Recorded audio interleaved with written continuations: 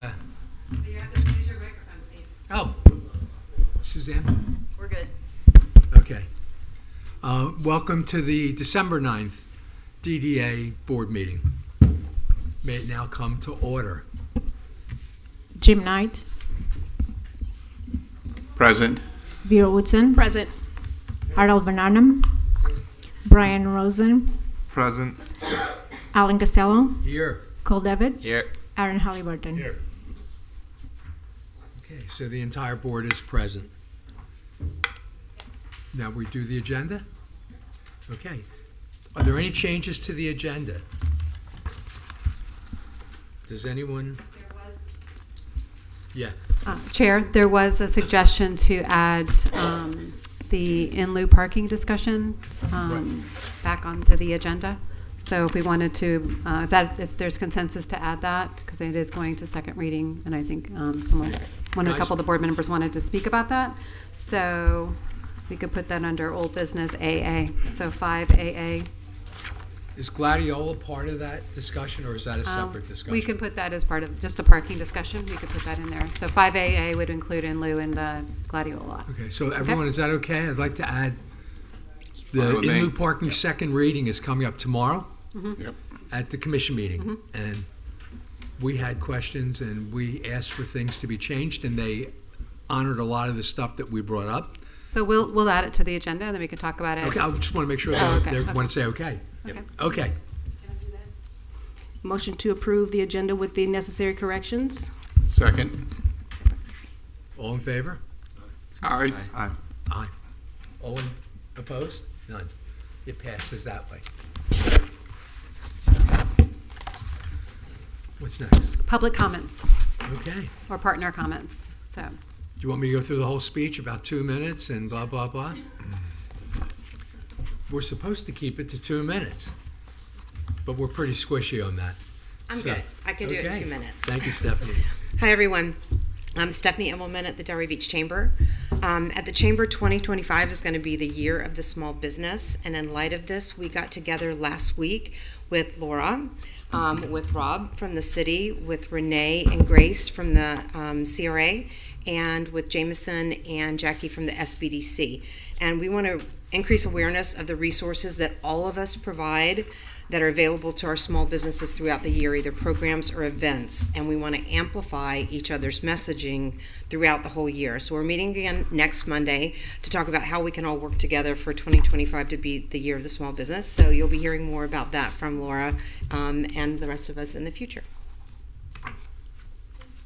Okay, thank you.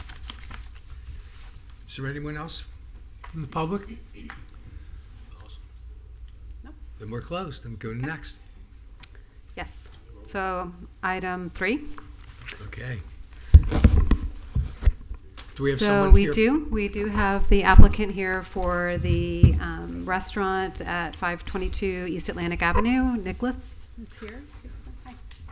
You just come up to the podium and introduce yourself, and we have the presentation for you if you want to go through that with the board. Hi, Just- everyone. How are you? Good. Oh. Okay. Yeah, so just introduce yourself to the board and what you're looking to do. Thank you for having. My name is Nicholas Kervin. I own the Amar Mediterranean Bistro restaurant on the Ave. Been there for 4 years. Recently, we relocated our small restaurant from 522 Atlantic Ave to a bigger location on 25 Southeast 6th Avenue, the old Mellow Mushroom. So we went from a 46-seat restaurant to a 180-seat restaurant. Obviously, we've opened 4 years ago. We've done very well. The city has been very supportive, and we definitely outgrew the space. So we made the move, purchased the restaurant back in May, renovated, and moved. I think we reopened October 28th, and it's been doing very well. Now, the existing space where I was is still, I have a lease for another 7 years or so. So, of course, I'm a restaurant guy. I've been doing this for a long time. I said, well, let's turn it back into a pizzeria. It used to be a pizzeria. It has a wood-burning oven.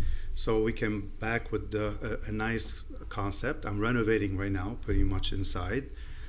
New colors, new painting, and new new tiles, new kitchens. Not major kitchen, but mostly the bathrooms.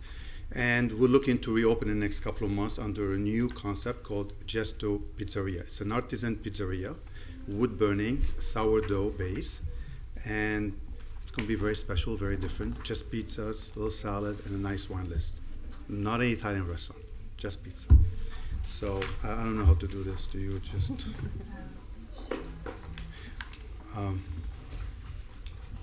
Okay.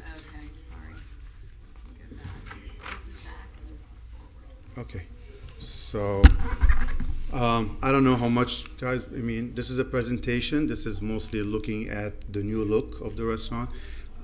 We obviously changing the color scheme. This is Gesto, which is going to be red. The facade, we're looking a little bit in a black color and just a little bit more red.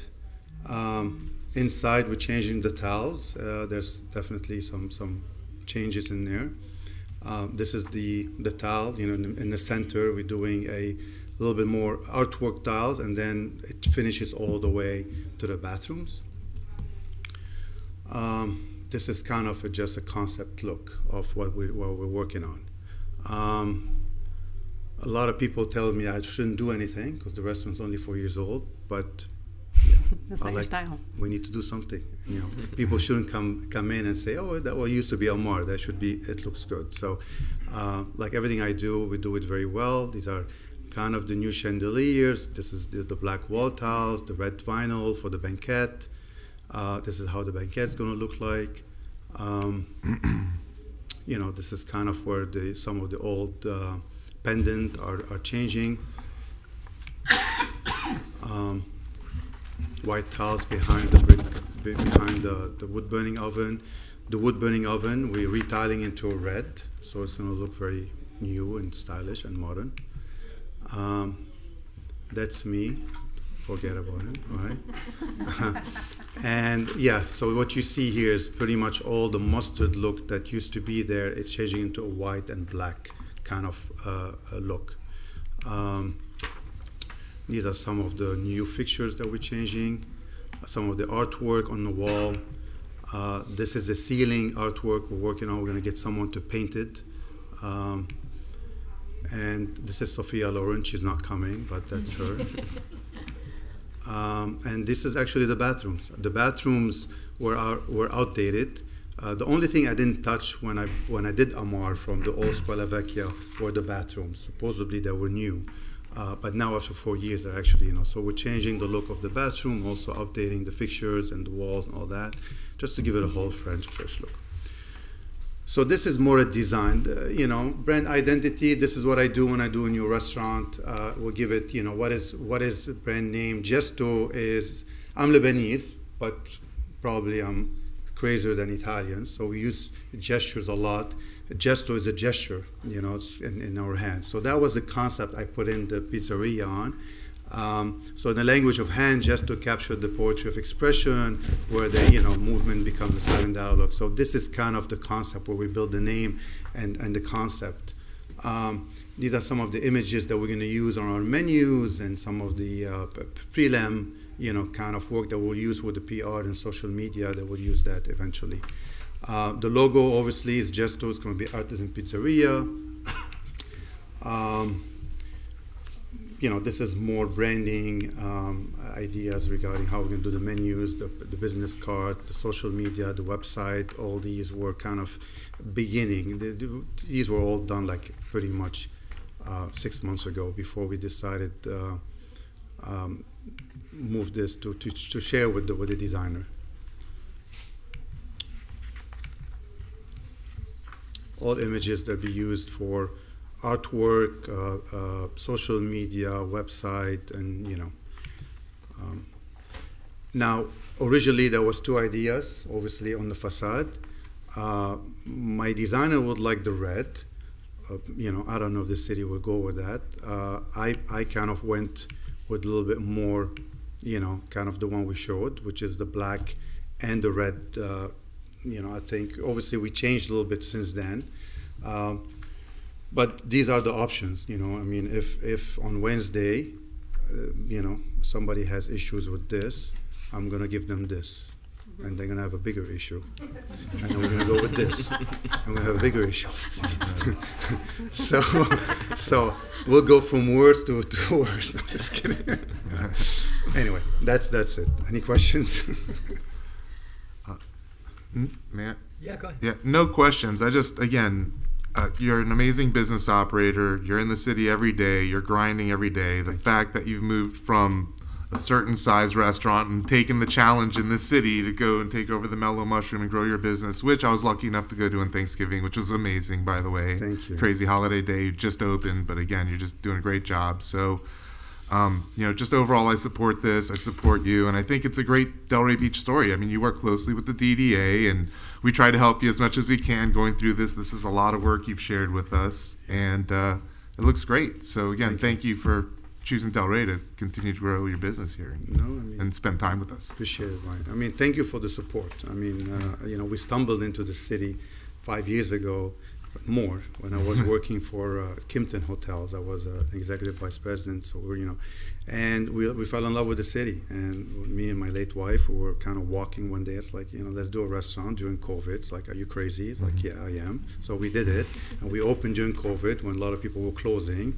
But I knew there was a demand for something special, and we opened. We're very fortunate, really, to be in the city with the support from the DA and everyone, locals, and we've done well. We grinded, and we built our business to a point where I felt comfortable to really step into this risk. I was getting bored, and that's very dangerous. So now I'm busy again, and I'm like not bored. I can use a couple of days off. But yeah, no, we're happy, and I think this concept fits into it, just because it used to be pizzeria, but I'm always been fan of something very different. And we're not doing Italian. I think there's a lot of Italian.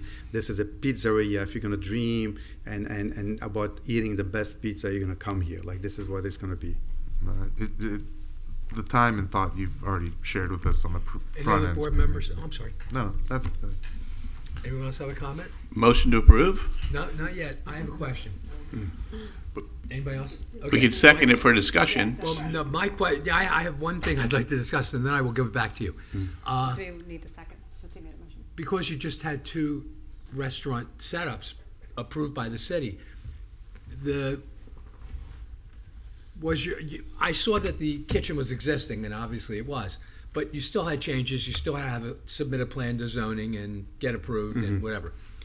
Did you find that the time the city took to approve your plans was reasonable, quick, very quick? Anything of the sort? I think it was reasonable. I think it was reasonable. The kitchen was existing, but we've added another hood, so we had to come up with obviously more plans. So it wasn't a full thing. I think it was much better than it used to be before. My experience was during COVID, and it took a long time, and there's no one's was fault at that point. No one was meeting, and but I felt that the follow-up was pretty good, and when I felt that I didn't get the answer, I'll send someone to get an answer. Like, I pushed it, and people said, well, it's going to take a couple of weeks. I said, can you make it in a week? Like, I'm that kind of guy, and just like, okay, let's do what it is. And I mean, Rafi knows me, he'll hear from me and call me. So I think overall, I'm satisfied with the city, and I don't think there was a lot of delays. Considering, to be honest, it wasn't. Good to hear. I thank you. I appreciate that. Yeah. I also am very excited that you went to the Mellow Mushroom, and congratulations. I really like that place. It's great. Yeah. I hope you do very well there. And the new restaurant, I'll come and have pizza and find out. Thank you. You're Then we'll welcome. check it. Thank you. Now, Motion to approve. Second. can we do a vote?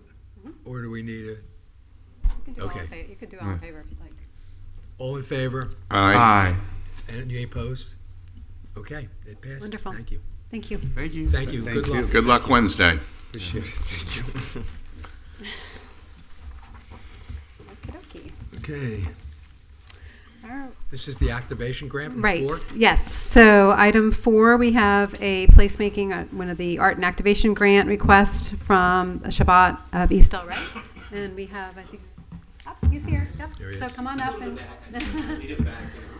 just come up and introduce yourself and maybe share about what you're looking for from us. Good Thank afternoon, you. everyone. My name is Rabbi Shmuley Biston. I'm the rabbi in the Chabad of East Del Rey. By the way, congrats on the Tigers. Oh, as much yeah, as I'm a U I fan, know. I mean, that was a pretty sick game. So I saw the water bottle. I was like, gosh, yeah, I I thought it was know. going to go Nice. well. So a couple of years ago, when I first moved over here and we opened up the Chabad, obviously we know we got the 100-foot Christmas tree and the whole village and everything. So the city had, does a menorah lighting every year, and we had offered to kind of come in with them and start building it up a little bit into something exciting and kind of like a festival that everyone then can celebrate with. And over the past couple of years, it's been awesome. We do it every year with the city, and we've been building it up, adding more and more to it. So this year we're going to have the crafts, bounce houses, latkes, donuts, bubble shows, games, all different activities. We expect over 1,000 people that will be coming. So it's a really fun, cool, and nice way to celebrate Hanukkah and really bring the community and Del Rey together. The city's been awesome about it as well. And part of what we do is that we undertook to cover basically the entire budget for it. Whatever we want to do, no problem. We got to take care of it. So that's why I'm here today, to hope that we can get some of that together with, we do it with the city and with the DDA to help us to cover the budget and really give a nice Hanukkah festival for everyone. Under 2 minutes. I wasn't sure if it was going to be the beginning and the end. I didn't come with the presentation or anything. I thought maybe it's the beginning. But yeah, that's it. So with that, if there's any questions, I'm happy to answer any questions. This is our grant program. They are looking for the $2,000 for the event. It is at Old School Square. We do assist with the management of the facility, working with the team on site. So, and then also we do promote the event as well. So. This year, it's not actually on the first day of Right, because Hanukkah. that's It's going to Christmas. be- Like, we're going to do it the 29th, Yeah, so it will be following the one thing too. We do have a music concert event on that Saturday, so we'll be able to share some resources there as well. So Okay. Any board comment? What's just like go ahead, What's Brian. the total cost of the event?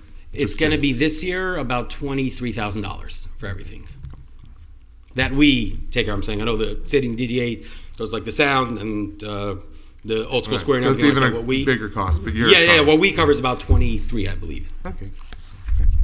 I just want to comment that I'm glad it's growing a little bit, and so forth, and that I would prefer it to be on the first day of Hanukkah, but Usually it it's is, but kind of right. weird to to have the event. You're like two at the same time. Yeah. I don't know if can't just compete with that. Yeah.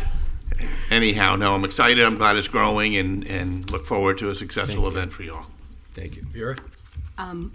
I think you're going to get more than 1,000 people. Yes. Okay, I I hope really so, do. yes. I think that this is great for the community. It's also an opportunity to educate.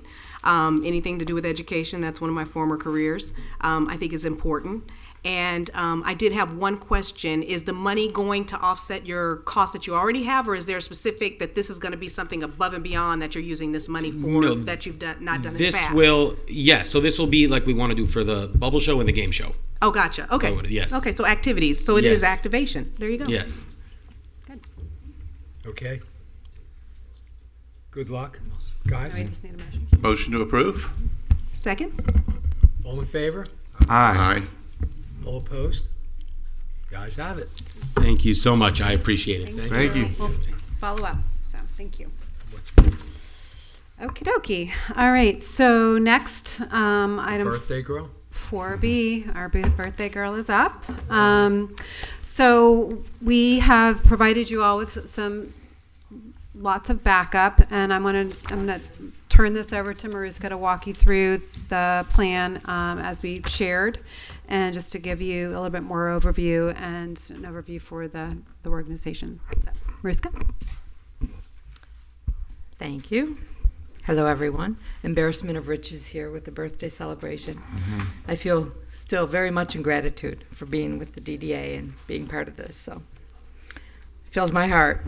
Anyway, this is regarding the Pineapple Grove public art that is existing. In 2022, the Pineapple Grove Arts Board sunsetted and turned over their existing inventory of art to the DDA, in addition to some other documents they sent us and whatever they had.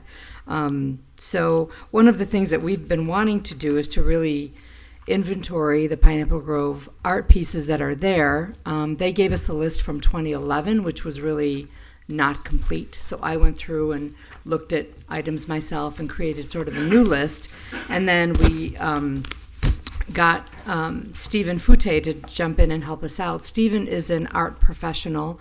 He's our art handler at the museum. He does all of our installations. He went and picked up art for us in Naples after the hurricane and brought it back. He's insured. He calls himself the sculpture doctor. That's his business. He's a metal artist and does all of these sculptures. So he's very good at taking a look at everything, looking at the status of the piece, if you will, if it's something that we should invest time and money into, or if it's something that we should deaccession and move on and do something new with that.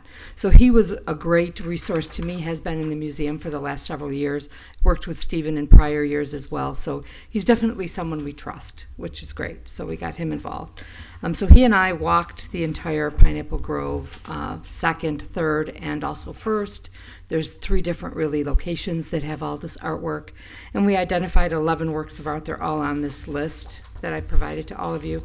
So there's an inventoried list, and then there's a secondary list that is artwork that's not on the inventory initially, but it really is art that falls within that same area. Some of it was pulled together by the Pineapple Grove Art Board. Some of it was purchased by the city, but it's all in this area, and it all needs maintenance. It all needs some help. So we looked at that. And Stephen came back to us with an idea. If you look on this green area of the list, it has an idea of what can be done for each piece and an approximate price for that. As we go through, definitely we're going to be looking at all of the artwork and deciding which ones are in the most disrepair, which ones can be deaccessioned and removed, and which ones we should invest some dollars in. I did also include some photos. And if you look, there's like the meter man that's in really, really bad shape. That's going to take some serious money. There's a photo of Steven, so you guys can all meet him in person here. But, it's just an idea of what we looked at and the number of different things that are wrong with the artwork that's out there. And, of course, we want the artwork to look beautiful. We want it to be a good representation of our city. Right now, not so much that. So these are the items that we were looking at. And I did listed everything out. Obviously, the main thing that we're going to really start working on, our big thing, is the observations mural, which is the mural that was at the camera shop on 2nd, and now the camera shop has moved to 4th, and the entire plan was to move those panels. They're all metal panels, which beautifully done initially because murals don't tend to last. But this way they were done on metal panels that can be reinstalled, and then the artist will come back and paint in between and collect all the dots, connect the dots.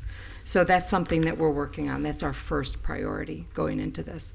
And then we'll have to evaluate priorities with the different artwork. But I just wanted to give you all sort of a comprehensive look at the scope and understanding that it's a big deal. It's a lot of art, and this is really just the tip of the iceberg for the city. It's just Pineapple Grove art, and there's other pieces in the city that also need attention, but we need to start somewhere. We can start here.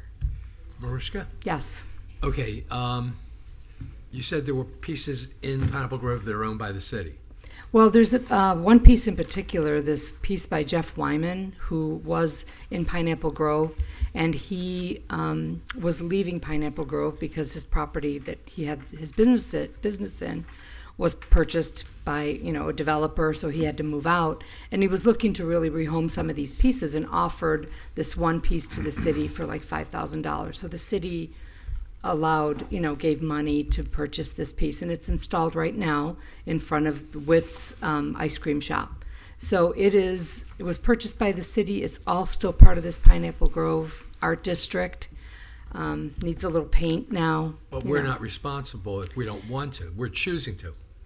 that's what we need to discuss. That's fine. It just, Yeah. should that be a separate proposal for us, maybe, so that we can vote on it or something? And any other piece that's not ours but needs service, and how do we handle it? I just, Right. Well, there's several phases for this, or opportunities or sections, if you will, because there is the art that we're technically responsible for, that was part of the Pineapple Grove Arts District Right. Board's purview that we acquired, and then there's the other artwork that's out there that is similar to in the city. There's other artwork downtown that's public, but it's not, there's not a maintenance plan for that. So it's, the city has no maintenance plan? I don't believe so.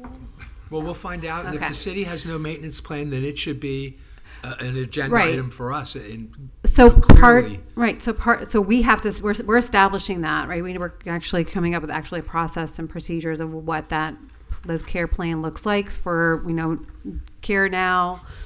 What's the next, what's the yearly plan for this? So we have that built out, so then that can actually be taken and, multi-purposed in other areas for other pieces as well.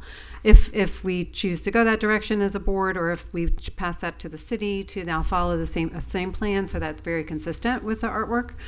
And then there's once we deconcession, what's the plan for new?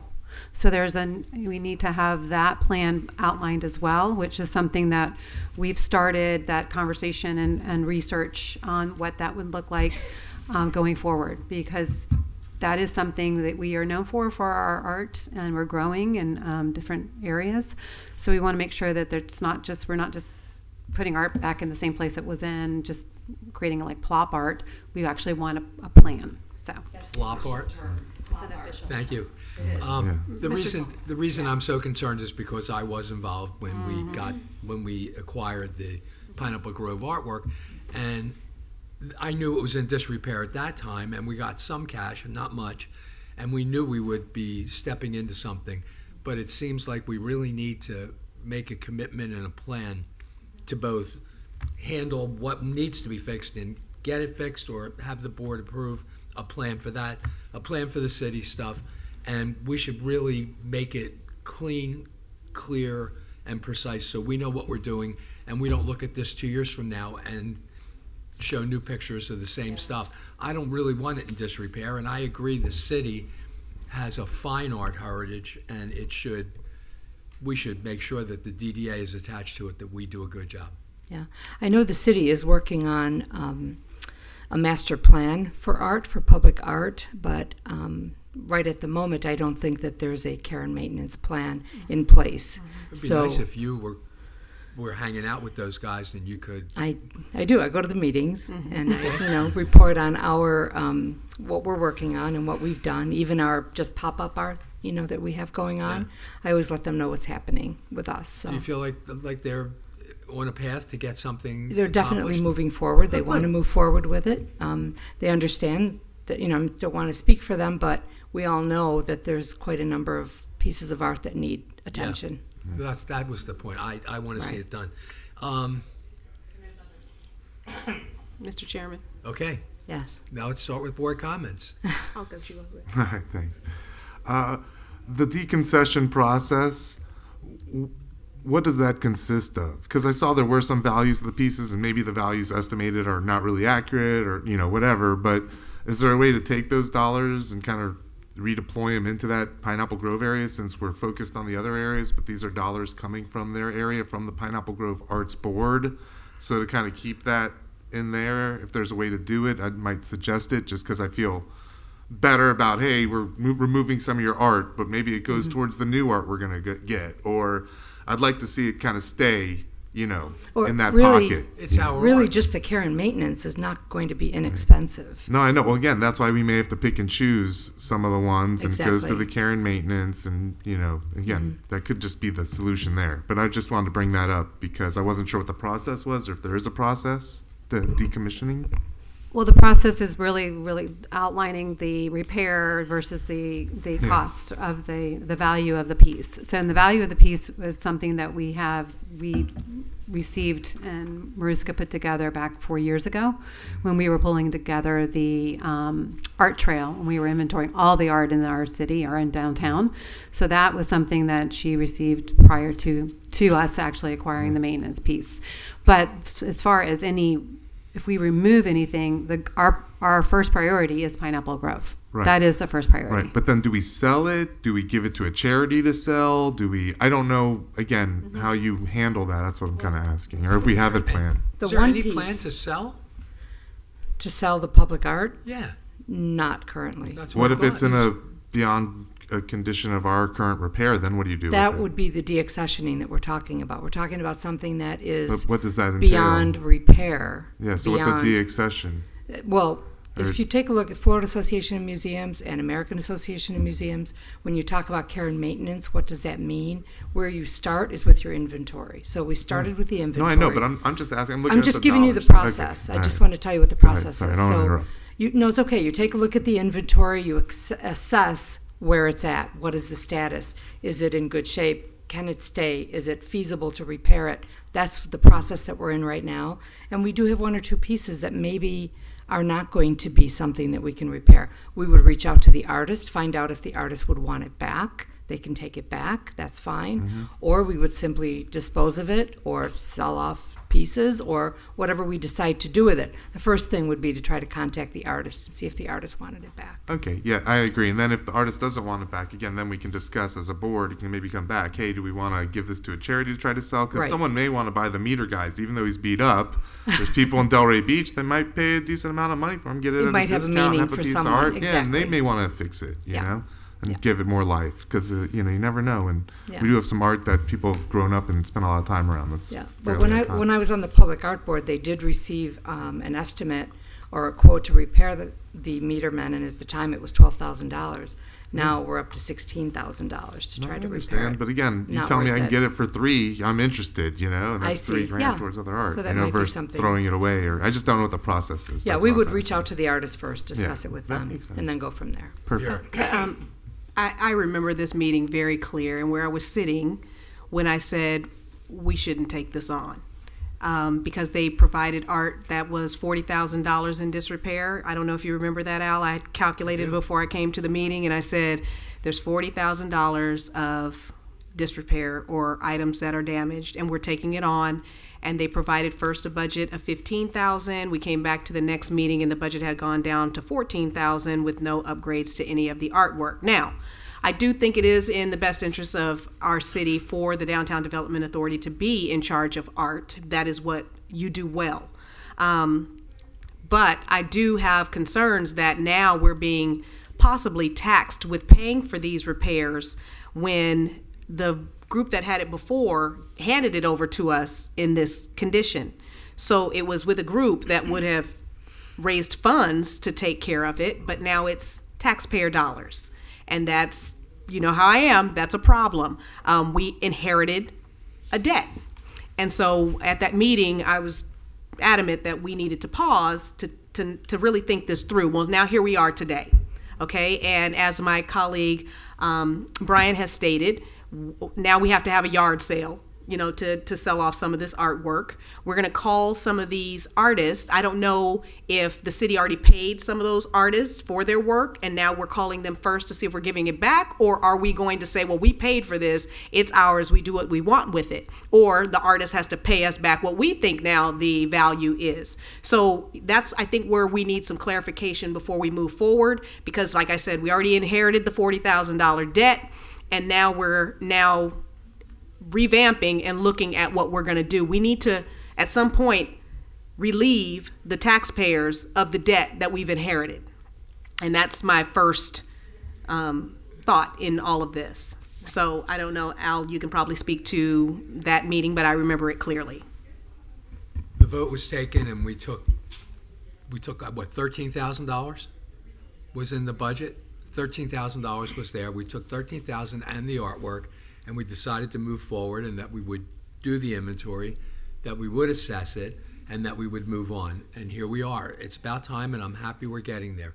And I think that if there was no art that was given to us, then we would probably start. I tried to start the 501c3 in order for us to raise money to buy the art, to buy any art, to improve, areas of the city that needed art and beautification. So I am all for it, and I recognize that there's a cost involved. But it's like that dress, you got to spend the money to have the nice stuff. And yes, well, if you hit somebody over the head to get it, then maybe we'll have you get the art that way for us. Okay, so there was $13,000. Have we spent any of that 13? Okay, so we have $13,000 towards the eventual work, and we need a little bit more information that I can see in order to move forward.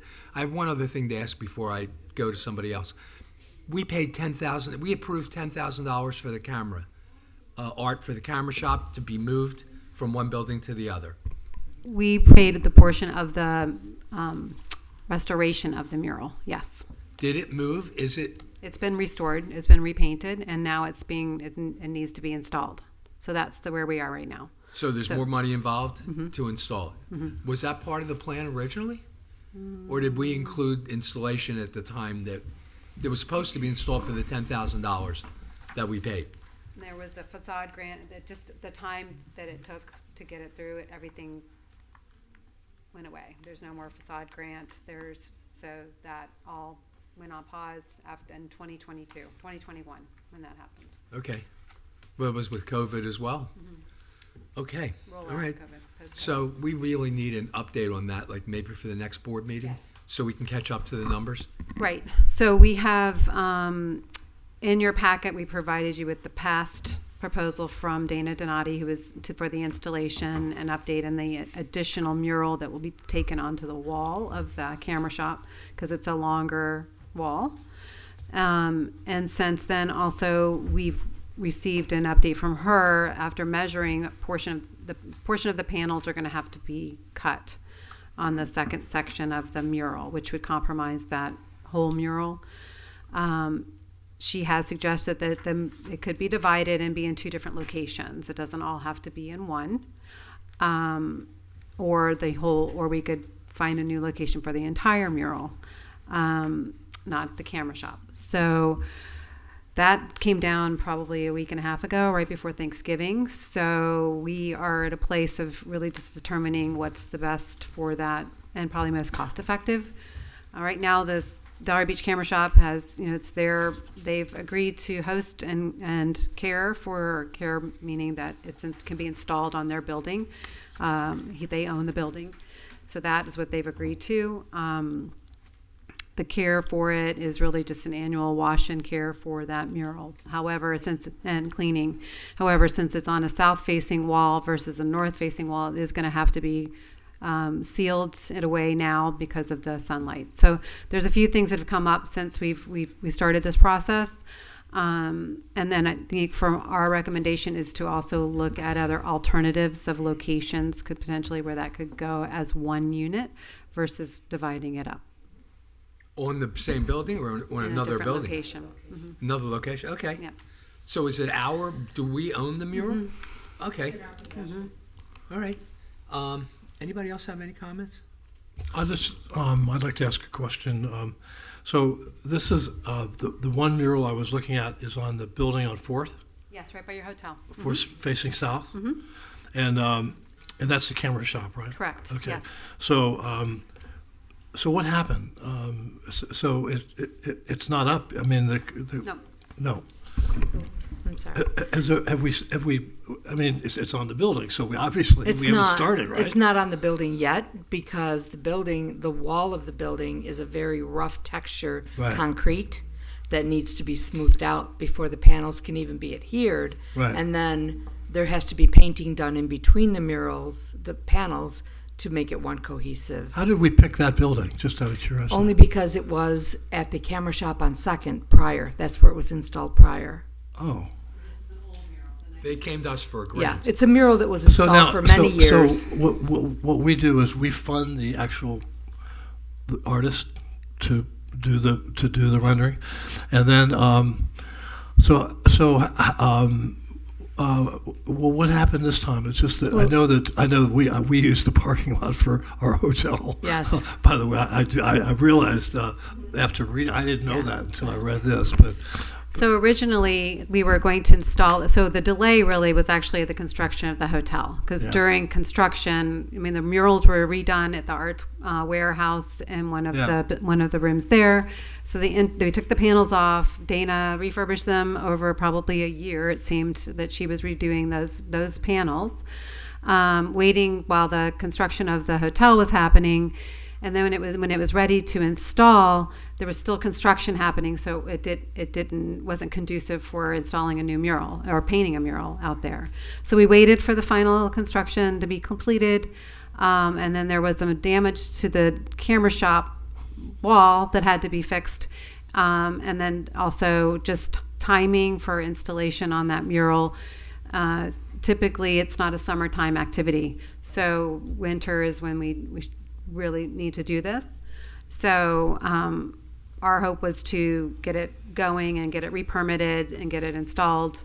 However, we've hit this bump with the sizing of the one section of the panels. So you're positive about going forward with We're that? needing to, now we have to identify if we are going to do half of the mural on the camera shop and then move the other half in a different location that's 10 feet tall, because we need a wall that's 10 foot tall. Or move the entire piece somewhere else. Yeah. So, Well, I'm obviously for that because it's a great location. But when we make a deal like that we make a deal with the guy that owns the building, right? So we say, okay, and then we go ahead and we build and we do the rendering. But yet we don't know if he could sell the building tomorrow. What happens to how are we protected with the artwork? so that's the best part. The mural is ours, so the panels will be Oh, good, the removed. panels, so you can take them Yeah. off. Got it. I'm thinking, okay. But in the, Got it. Well, that makes sense. That makes sense. Okay. Jim? Thank you. I think that piece that was on the camera shop was iconic. It's been around for a long, long time. I don't think we should be cutting it down, shaving the size of it. I don't think we should be separating the panels. I think they should all stay together. It's got quite a history here in the downtown. I think we should be looking for a building that would have the north-facing wall. So it's if you're buying a house, you want the southeast exposure with a pool in the back, so you got the sun, right? Well, a piece of artwork, you want it facing towards the north, so forth. And I think that with all the artwork, we should look at and trying to find a way to, because it's been kind of the same art walk, same location, so forth, and create maybe bring new life to some other areas that don't have it and haven't had the artwork and so forth. So just my thought process.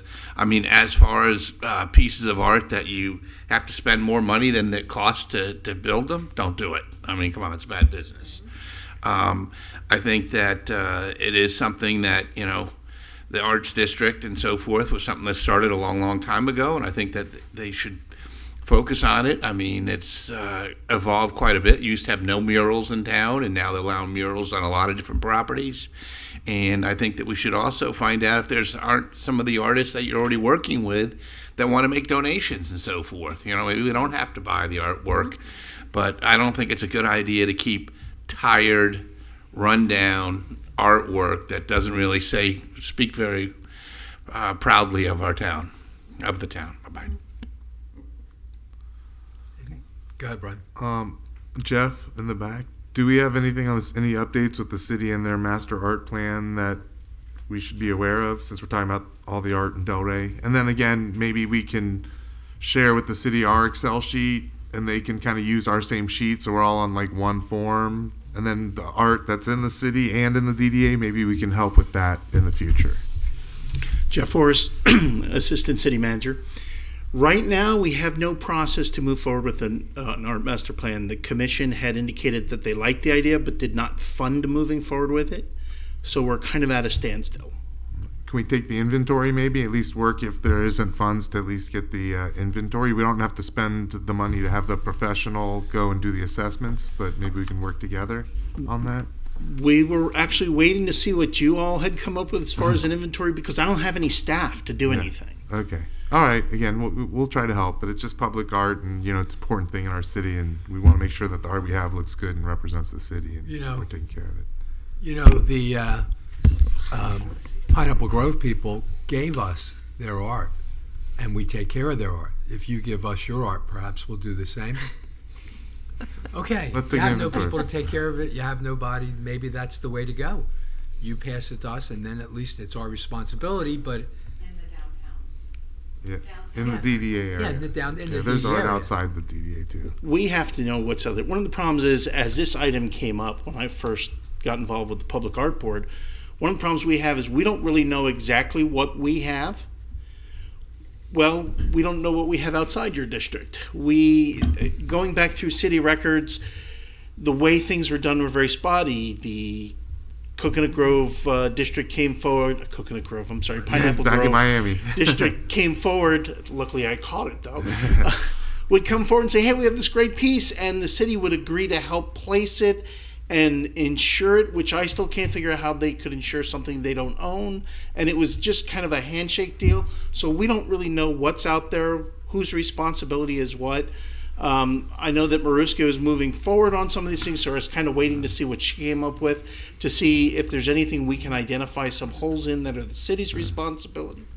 But I had to kind of wait for that. We need a before I good could do sit that. down to work this out.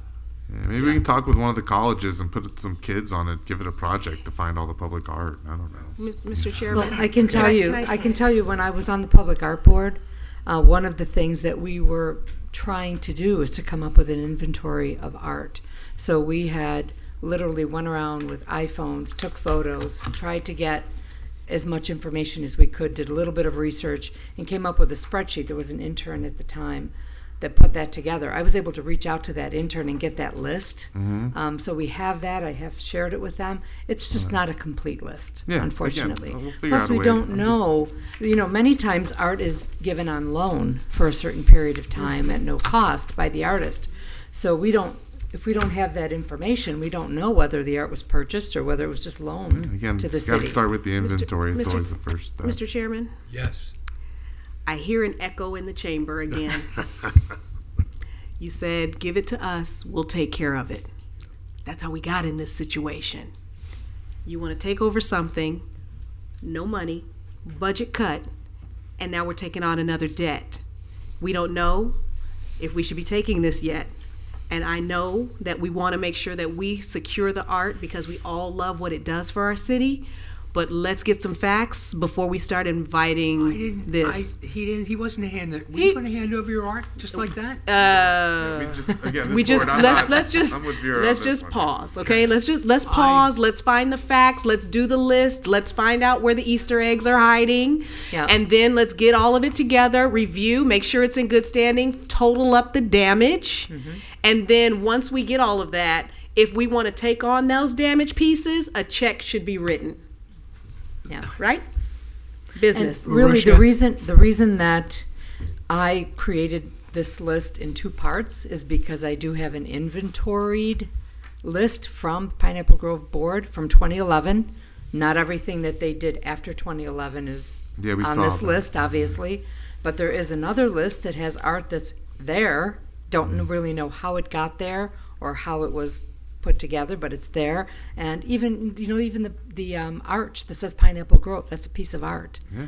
Who's responsible for that? Who takes care of that? Right now, we need So, the inventory. For We need now, to our know- inventory is solid. Our inventory Right now it's Pineapple Grove, that's and in our we purview. may start growing it outside just the Right. Pineapple Grove We have district. that preliminary list. It's Right. got 11 pieces on it. It's not a really big list, but we do have the other list of art that's sitting there that needs some help. So we've got both, and I did separate them. Do we have a list of every single piece that's out there? She's saying in In the Pineapple city? Grove. I'm no, talking about Pineapple Grove in our only. area. There's two lists, and it has everything on. Just in Pineapple Grove, I have. Okay, when you did that, I other don't have a list- complete list of the entire city. And then she shared with Jeff the other list, and maybe we can look at the other list, see which ones are in the DDA areas, and at least pick those off. And Well, at there least was start- there was overlap, right? There was so much overlap. That's the problem. Overlap. All we can overlap in how these pieces were acquired. How Yeah, they, I'm not worried about that. I just want the inventory piece. I'm just looking at addresses. You know what I mean? Like Yeah. if this piece, I don't care how it got there or the background. We can get there, but it's in the We DDA do. area. We have that. Yeah, okay. I have that list. I haven't published it on the art trail specifically because it's not complete. Right, but we So should look at that so we I can understand give you. how much I public can give you that list. Yeah, and yeah, You can look at that. I think It's that's not, what you're looking for is more. not updated, not current. but Understood. What do you all need from us to determine whether we want to go through and start rehabilitating some of these pieces? We know what's in our purview, Uh-huh. and that's the list from 2011 that we received from Pineapple Grove Board when they sunsetted. That list is in our purview because that was turned over to us. So that's something that we And need two to pieces address. are missing. No, the pieces that are missing are all these other pieces that are installed, but they're not on our list. Do we have to put like a warning notice on it or something saying, hey, if you don't come and say this, I don't know what the legal process is, but if it's in a city right away and it's a piece of art, we don't know who it is. There must be some sort of process for us not to say, oh, we don't know what to do, but at least to move the ball forward. Jeff, do you know of anything?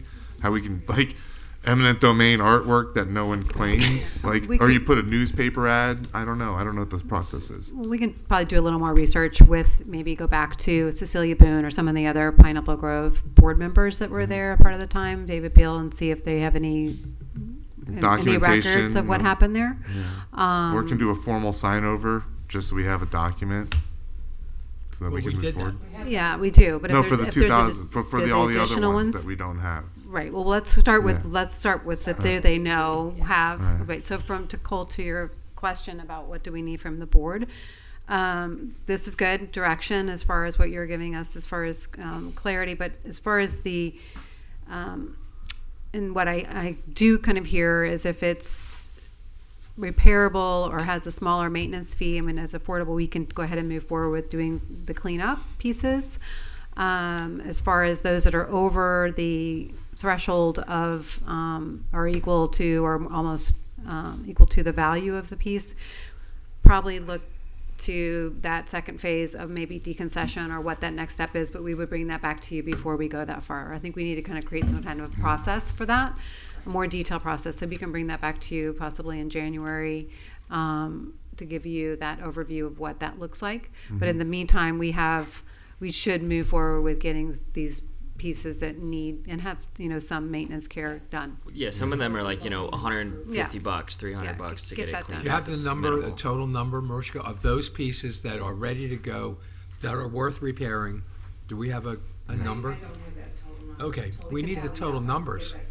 Well, if we had it, we could either take a vote and approve it or not approve it. Is it under the $13,000 that came with? It's pretty The art? close. Yeah, it's pretty close. Yep. And Yeah. So why, Jeff, you're up here. One other thing I wanted to ask about, because I happen to know this, it's a little bit off topic, but the utility boxes. It was brought up here a while back with putting, I don't know whether it's some kind of plastic or whatever goes over them to put artwork on the utility boxes.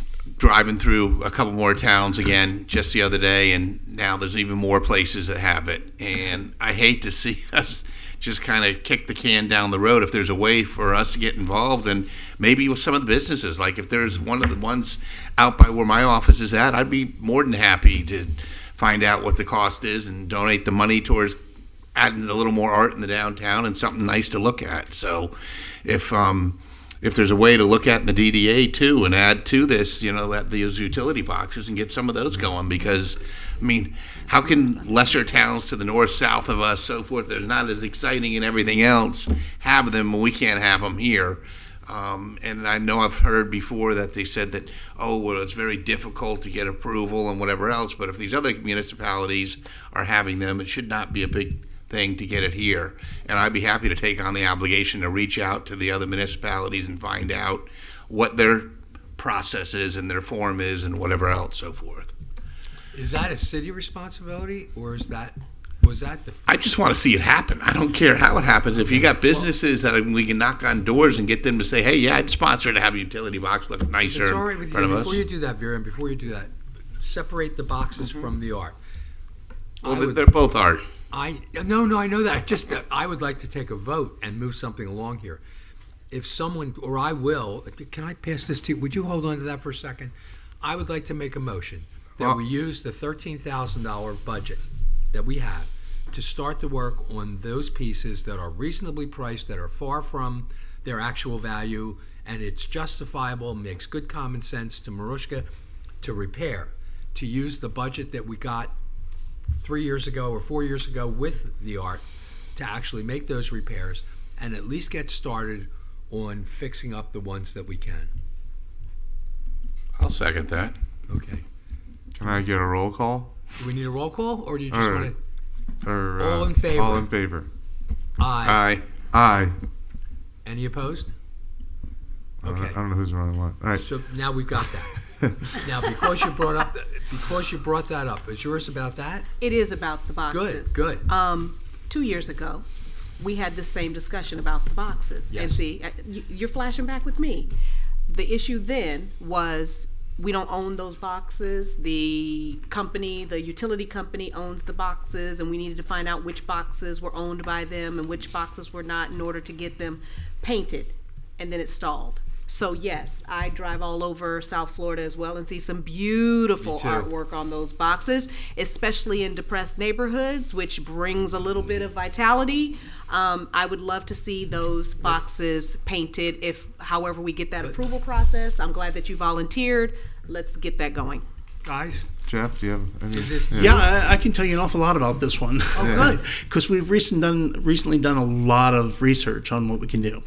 So the Public Art Board brought forward a list of 7 utility boxes that they wanted to go ahead and try to wrap. The City Commission liked the idea, but wanted the board to come back with more particular of costs and wanted them to do more research into what was going on.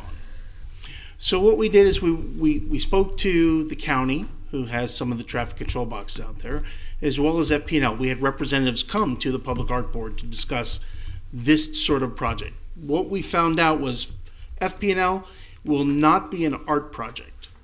FP&L is more than happy at anyone's cost, not theirs, to repaint a box for, I believe it was $125 a box.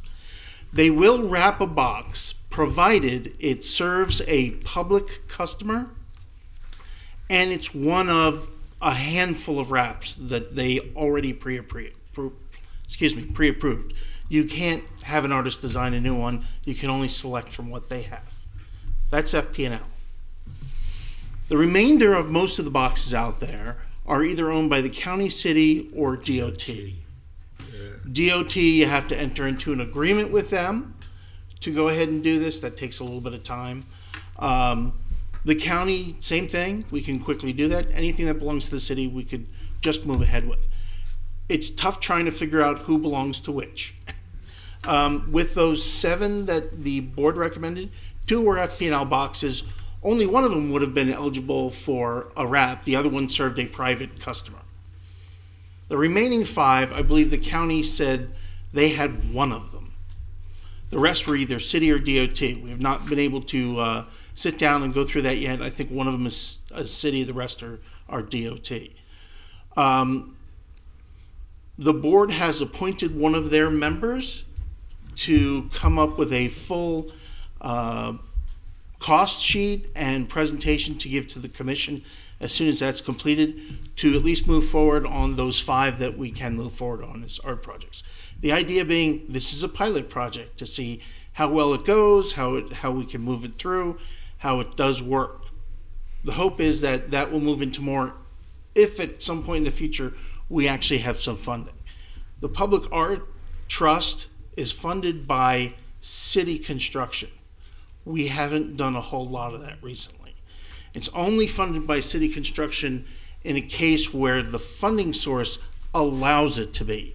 So I would suggest for some of the construction we're getting ready to do under bonds, it probably won't be allowed under that, which leaves us with not a whole lot of money. Are the 7 located in the downtown district? Yes, they're all located within the DDA district. And who's the board member? Bob Costello. What board is? Oh, it's the art board. The Public Art I Board. was thinking it was the commission. Okay. And he came forward to the board and asked, because he's like, I'm tired of waiting, I want to do something. So right now he's just waiting on me to identify who owns some of those sites. I had a conversation with the Public Art In a second. coordinator for the county, and you'll excuse me, I need to grab some water real quick. I got a bottle back here. You want to talk now while he's gone? When your lips start sticking to your teeth, you know it's time for a little water. TMI. I do have a number I can share with the DDA for the So- girl at FPNL also who handles the wraps. And again, with the private homes, it's pretty easy, or the businesses, like we can work with FPNL to do those. So the county Side coordinator note. was very helpful in determining costs and a process to go through if you're going to seek an artist to do this. Basically, what she came down to is the costs are between $2,500 and $3,000 a box, and that covers the cost of a call to artists, finding someone who creates the wraps. She said every time she does them, she does 2 copies of the wrap just in case something happens, because it's a whole lot cheaper to have it on hand than to order it again. So we're proposing putting together our package at $3,000 just because we don't want to run short. We don't have a lot of money. We want to make sure that moves forward. So that's where we are with it. I would imagine something will go to the commission probably in February as an ask, can we spend the available funds in the Public Art Trust to go ahead and move on these 5 boxes? Okay, and so before, I'm going to ask, go. What if we just painted them? You can't. But what are they going to do if it gets painted? Who are they going to come after us? Yes, they are. How are they going to know to come after us? Because It's like when somebody spray paints it and it still has spray paint on it. they hold us responsible for that. Even when somebody does spray painting, we're taking care of the graffiti. What about these? Are probably standard size boxes, right? Like if we went to another municipality who already had the whole process done and just borrow their art to use Well, in our boxes. They weren't. Well, there's a couple things. One, they're not necessarily standard. If you look around the city, there are a number of different sizes. Also, some of their art was created site specific, as well as we'd still have to pay an artist for the use of whatever they created. We're better off just going out and finding somebody who does site specific for our locations. Well, we'll wait till February and find out what he says. Mr. Costello? When the art board has approved something for him to move forward, I can bring it to you, even if it's before the Could you do commission. that? But it may be after the commission, depending on how quickly we move. Well, Now, I can also tell you, there are other cities where they just go get pre-created wraps. Now, that's possible. There may be some places in our city where that's appropriate to do. Where it's more, if I was to do something on Congress, maybe I don't have to do something that's site-specific because it's more of a thoroughfare. Some of those boxes are kind of out in a field almost. It's not a very pedestrian-friendly area. Maybe that's something that the city will be looking at in the future, not in the downtown area, but if we're going citywide, where is it appropriate to do something that's site-specific and a call to artists versus where do we just grab a wrap off the shelf? Well, site-specific or not, decorating the boxes is really vital. We're a walkable town. The downtown is, we have tons of visitors, tons of tourists, different than most other areas in our city. So we should be aggressive and we should move forward. And we should have brought it up again in the last 2 years, a lot more than just this one time. So how can we follow this and follow with Bob Costello, whoever he is, because I don't know him? Well, I think just maybe getting an update next month, maybe at our board meeting from Jeff, just where it is in the process. I think part of, if this is obviously an important issue from the board, staying More than I thought. proactive and advocating for this to happen and why it's important for the commission to know. So even just sending an email or a letter from the board around this, once we have more insight from Jeff next month. Maybe. Well, if you find out, if we can get something by next month, if you get something sooner, I didn't realize the board had such a great interest. And I'm happy we do, and I want to proceed with it. So anything you can give us would be great. And anything you need from us, please let me know. Thank you. Okay. I can let you know, as far as public art goes, we really have 2 priorities. One is getting this taken care of because it's been hanging around for so long. The other one is to find a dedicated source of revenue for artwork. This waiting on the city's construction is clearly not working for the city. We have not done a new public art piece in about 5 years, and mostly because we don't have any funding. There's about $22,000 available in the Public Art Trust Fund at the moment, and if we do the wraps, that'll pretty much claim all of that. Yeah. Is it, Jim, have you ever heard of this? Like in West Palm, some of the big developments, they have to allocate a specific amount of money towards. Boyne's the same thing. It's 1% of the construction cost, if I recall correctly. You're required to ordinance. Yeah, it's under the land development regulations. So we don't have that. We don't have that. That my understanding is a similar scheme to that was brought forward to the commission here before I arrived here, and it was rejected. Maybe it's time to bring that one back up. Yeah, I think that's a good idea to bring that one back up. Tomorrow we're going to be at the meeting. We can bring that up. Because ultimately, if you and the art board are talking about this, and you're all talking about this, this is something that should get done. It's So the we sort of should thing, work on again, if we had funding, a lot of these Yeah. issues we're talking about would be taken care of. Understood, but we all need to work together, and that's what this is about, and that's why this meeting's here. I think some of the businesses would pay for the boxes to be wrapped in front of their business. And 100%. I think they do have a little bit of a say on the art that goes in front of it. And I do have the woman at FPNL's number. Also, just to mention, you know, when FPNL buried all those lines recently, all those green boxes are able to be done as well. I mean, I could do it in my house. I've talked to them about it. I've got, again, I'll share with you the contact FPNL. Yeah, that's in please charge of definitely that. share the number. Absolutely. Okay, so we're going to talk about this next month, and we're going to get an update from Jeff, city manager. Sorry, I don't mean to be too informal. And let's move on. We got a meeting. We have other issues. Thank you. Thank you. Thank you very much. Great. Thank you. Okay, All right, so now we're on to new business item C. did you put that together for me? So that is the annual review. Do you want to open up I'm for just going to make it discussion? real simple. Okay. I- I did create something, but I didn't get a Did chance you to shorten? send it to everybody. Did you shorten the? I did. Okay, that's happy the to important happy to stuff. pass it up. The form we were using for the assessment, Laura's assessment, made everybody crazy for multiple years in a row. I asked Laura to shorten the descriptive requests. They're not too shortened, but they're shorter. And I asked her to get rid of that incredibly difficult way to assess things. Bottom line is, Laura needs an assessment so we can judge how well she's been doing. And I ask all of you to take this home, sit down with it, and if there's any problems with it, unfortunately, I can't have you call me or anyone else. You'll have to call staff. But ultimately, this should be very complete, and we have a chance to give her an assessment so we can move forward. Go. I'd like to ask a question. Will this be sent to us electronically? Because I think I was one of the ones who wrote the Novel?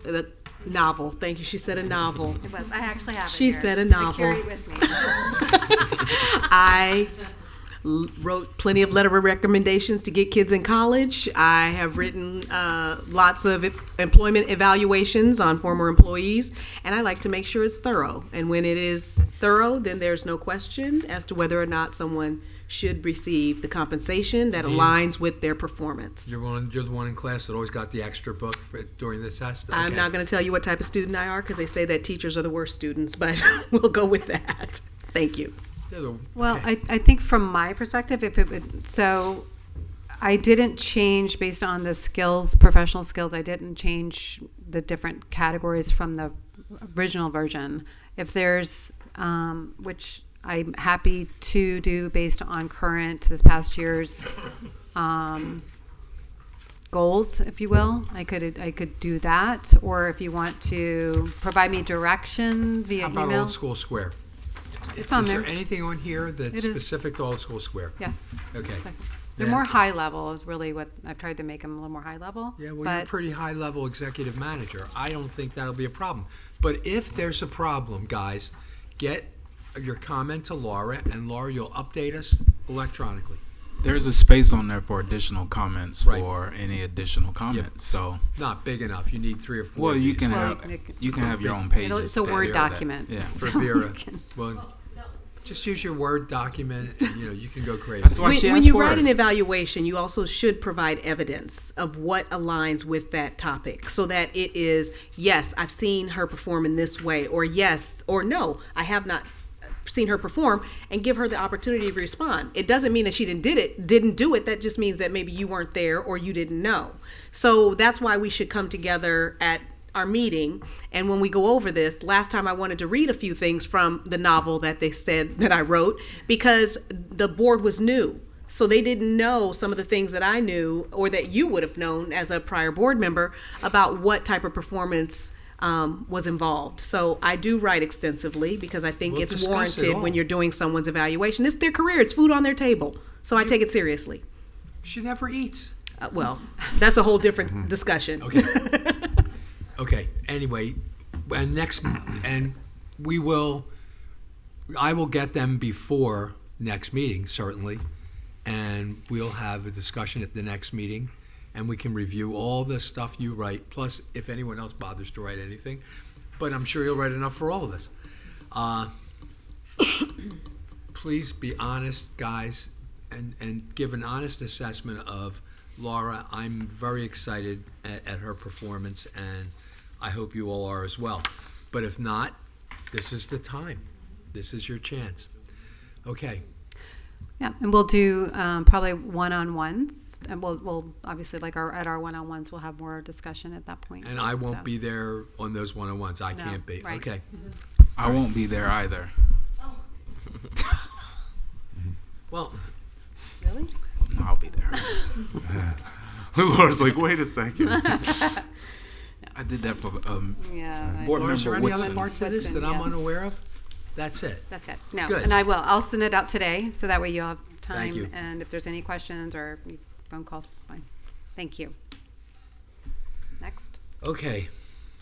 Laura, this is for you. Yes. So on the new business, this is our downtown advocacy recommendations and review, but this really is focusing around, this is 4D. In your backup, I provided you with a memo outlined from, we had a restaurant meeting and a merchant meeting, right almost immediately following our last month's board meeting. And in those two meetings, we discussed with our business owners many challenges that they all have been facing.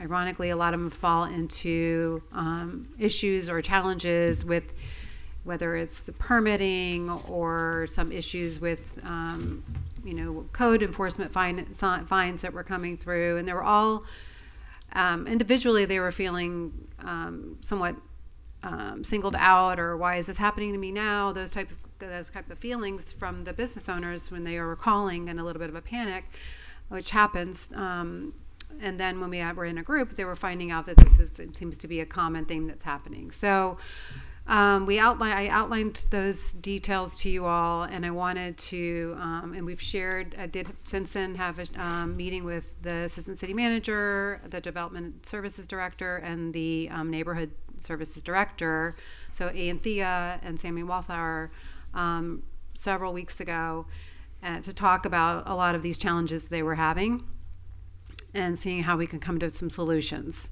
because it's about solutions, right? We want to make sure that, and then also us as an organization, that liaison to the businesses, how come we're not finding out about this, except when then there's a panic.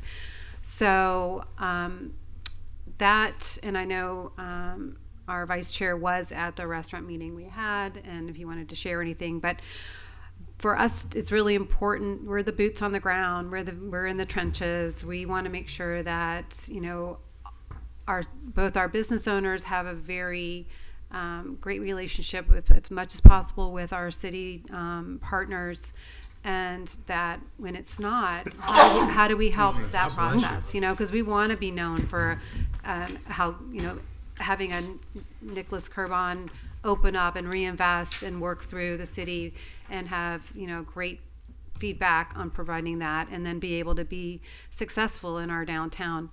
Those are the good stories. But when there's hurdle after hurdle after hurdle, challenge, and then they're not successful, Bridge Cafe is an example. I mean, he's struggling because it seems like every time he turns a corner there's something new, and it's tough on these smaller businesses, or just any business really. Any day without a seat or customers makes it very difficult. So how can we help? So we're working really closely with all parties, trying to find those solutions and how to best navigate through that. So I wanted to bring it to your attention because it is really important, and I know you all have some of your own concerns and comments that maybe you all want to talk about. But Brian, I don't know if you want to tee this up. Yeah, I guess it's relevant, and maybe Jeff, you can help us out. I know there's a bona fide restaurant discussion coming up too tomorrow in the city. I haven't seen any backup on that, and I think it relates to what we're talking about. So maybe there's some updates, and then we can kind of talk about the rest of it. But if things are changing, I don't want to, Okay. speak out of turn, just because it kind of relates to a lot of the restaurants. Whether they're being told they're bars, and I've heard some stories of code enforcement officer escorting patrons out of the restaurant like a family, but it's a restaurant. They're saying it's a bar. So, and again, I know I get through my whole policies and procedures things, but I just want to get any updates for the. Yeah, I what's think on. we're Development Services going to clarify with the commission what a restaurant is, and to have that conversation as we're continuing this discussion about what's a bar, what's a restaurant, what does it mean, what's going on, what's happening. There really isn't much more to it than that at this point. What is a restaurant? The city attorney told me that she is putting together a proposal for a change in the licensing because we have a unique problem in our city in that restaurants morph into clubs after 10 o'clock. And there are cities with hybrid licenses in the state of Florida. Apparently this commission previously and now still doesn't seem to want to entertain a complete hybrid license and the problem is occupancy and fire regulations. So occupancy grows when it's a club as people are standing and dancing as opposed to sitting at tables. Tables can be moved out of the way. The hybrid license would give an occupancy for restaurant seating, would give a new plan for egress and ingress for the club, and a difference in occupancy at night when they're operating as a club. A true hybrid license has two distinct occupancy rates and two different plans for how the setup is during that. Is that being discussed or no? Yes, it's being discussed, but not as happily as you would like and I would like. And Lynn Jellin, the attorney, said she was putting together an in-between plan that would provide for increased occupancy in the evening, providing there was no change to egress and ingress. And unfortunately, I've received nothing from her. I don't think she's done it yet. She said she was going to present it to the board meeting tomorrow. Perhaps it isn't ready yet. I've contacted her a few times and she hasn't gotten back to me. I just know the DDA would love to be part of that conversation Well, if we're that looking was- at doing stuff, that with is the city exactly ideally. where we're And all as a at. liaison, maybe you can help liaise us all together. Because again, it would just be nice if, again, our owners are obviously getting confused by things because as far as we know, occupancy is the number the fire department gives you on your wall. And if you're maintaining that, that's what we know. But again, we just need to be aware so we can communicate so maybe everyone can work on it together so that when something comes out, everyone's aware of it and knows what the rules are and can follow them. Was my suggestion. At this moment, the way the licensing is, if you're a restaurant, you can't morph into a club.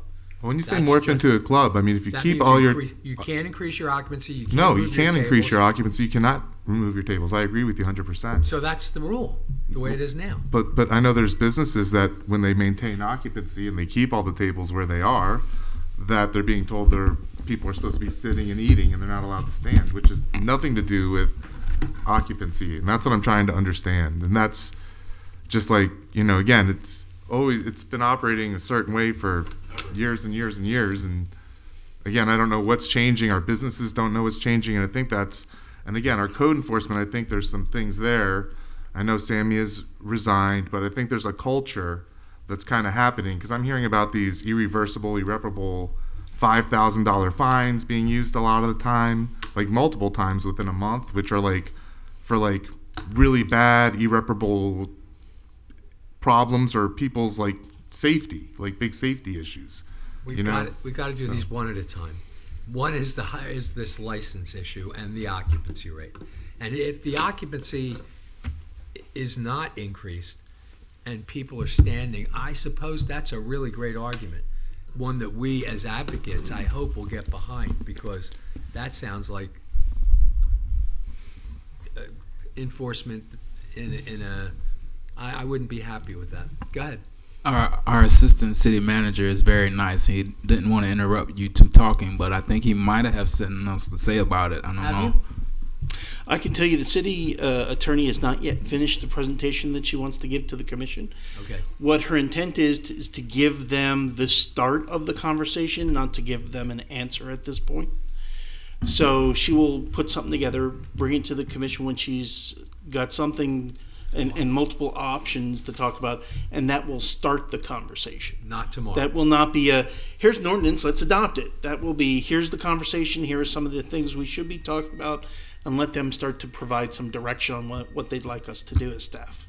I think of all things here, as you well know, Brian has a unique situation that really is on his mind besides the overall general issue. I think that the commission, I'm asking you to please take with you back to whoever the powers be greater than you, if there are any, and ask that the DDA be as involved as possible on all levels of this argument. We were involved with this years and years and years ago with Mr. Stillings and with the previous city managers, and this is an issue I think that is far more important than just being pushed around and never really getting an answer. I just want to say, you got to really look at these. There's 11 situations here. It doesn't have to do with just me and any businesses or real estate that I own. This is, you got to look at the notes. But you have one particular case that's on your mind, and I appreciate that's not on my fighting. mind now. I'm looking at Throw Social and the issues they're having. I'm looking at Bounce and the situations they're having. There's 11 here. So I think you just need to be very clear on why I'm sitting in the seat and what I'm talking about. More than the occupancy and license? Yeah, it has to do with all these places. Yes, sir. You should look at the notes. But specifically on the... There's a memo here with 11 Yeah, I know situations. about all those, but I'm talking about the hybrid license being one thing. Hybrid license isn't even being discussed right now. Mr. Chair, if you don't mind. Who's talking about a hybrid license? Because the city's not. I think from Brian is concerned about everything, not just one speck of the issue, the overall thing. So I know he has a lot of concerns. He's had businesses, which a lot of you all have businesses in the DDA, which is part of the reason why you're on the board. So it's more of the district than an individual occupant or business or property owner. It's the district and the reason for the DDA. So I think he along with the rest of you are very concerned with it from conversations I've had with all of you. Mr. Chair, I think Aaron has something to say too. Aaron, go ahead, Aaron. If you don't, thank you. I read through these, and my concern was it seems as if the whoever wrote these up, it could have been a team of people that went. It just looked like they fleeced the whole place and said, we got to get everyone.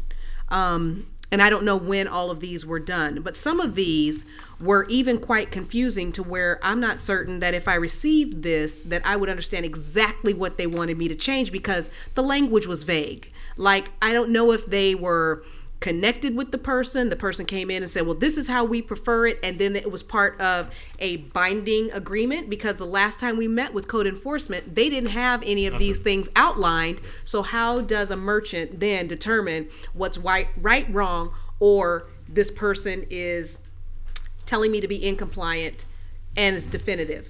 So that's what my concern was. There's a lot on here, and I've read them all, and I went over it, and I walked some of the restaurants, and I said, this is just, it's too vague for me to understand just in layman terms what I would need to fix. So that's what part of the issue is. I want to make a statement now before we go further and before I give you, Aaron. We have 140 restaurants in our district. We have tons of other businesses. We have constituents. We have a zoning department that works round the clock doing so many things. We have a division of what's the name? The Antheus Department. Developmental Services. They changed their name. So Developmental Services handles so much stuff. Happy to hear today the restaurant that has got short times and things are moving on, and Antheus Department is really tightening things up. That's great. I don't want to forget all the good the city does. When there's an individual specific argument, like an awning that's been there a long time, and now that they've moved the zoning issues to Anthea's department, and Anthea's department may analyze things with engineering degrees and not just, being hired for zoning, and they find that these things may or may not be legitimate, even though they've been there for 10 years. People get heated, and I understand that. But one thing I do know, communications are vital, and if the teams are not communicating with the business owners, we have an issue. If they're not representing the best interest of the city and the business owners together, we have issues. And that's what we advocate for. We advocate to make sure that the communications are clear, that our people are getting what they need, that the city is getting what it needs so that it can do its job, and we can do our job, and our constituents can get their things done. With that in mind, some of these issues seem to be quite confusing and quite incomplete.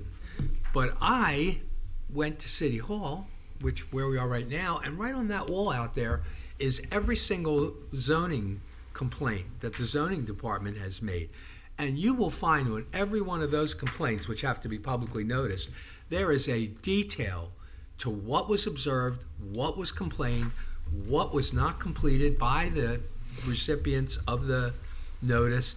And you can't say there's no communication if you read that.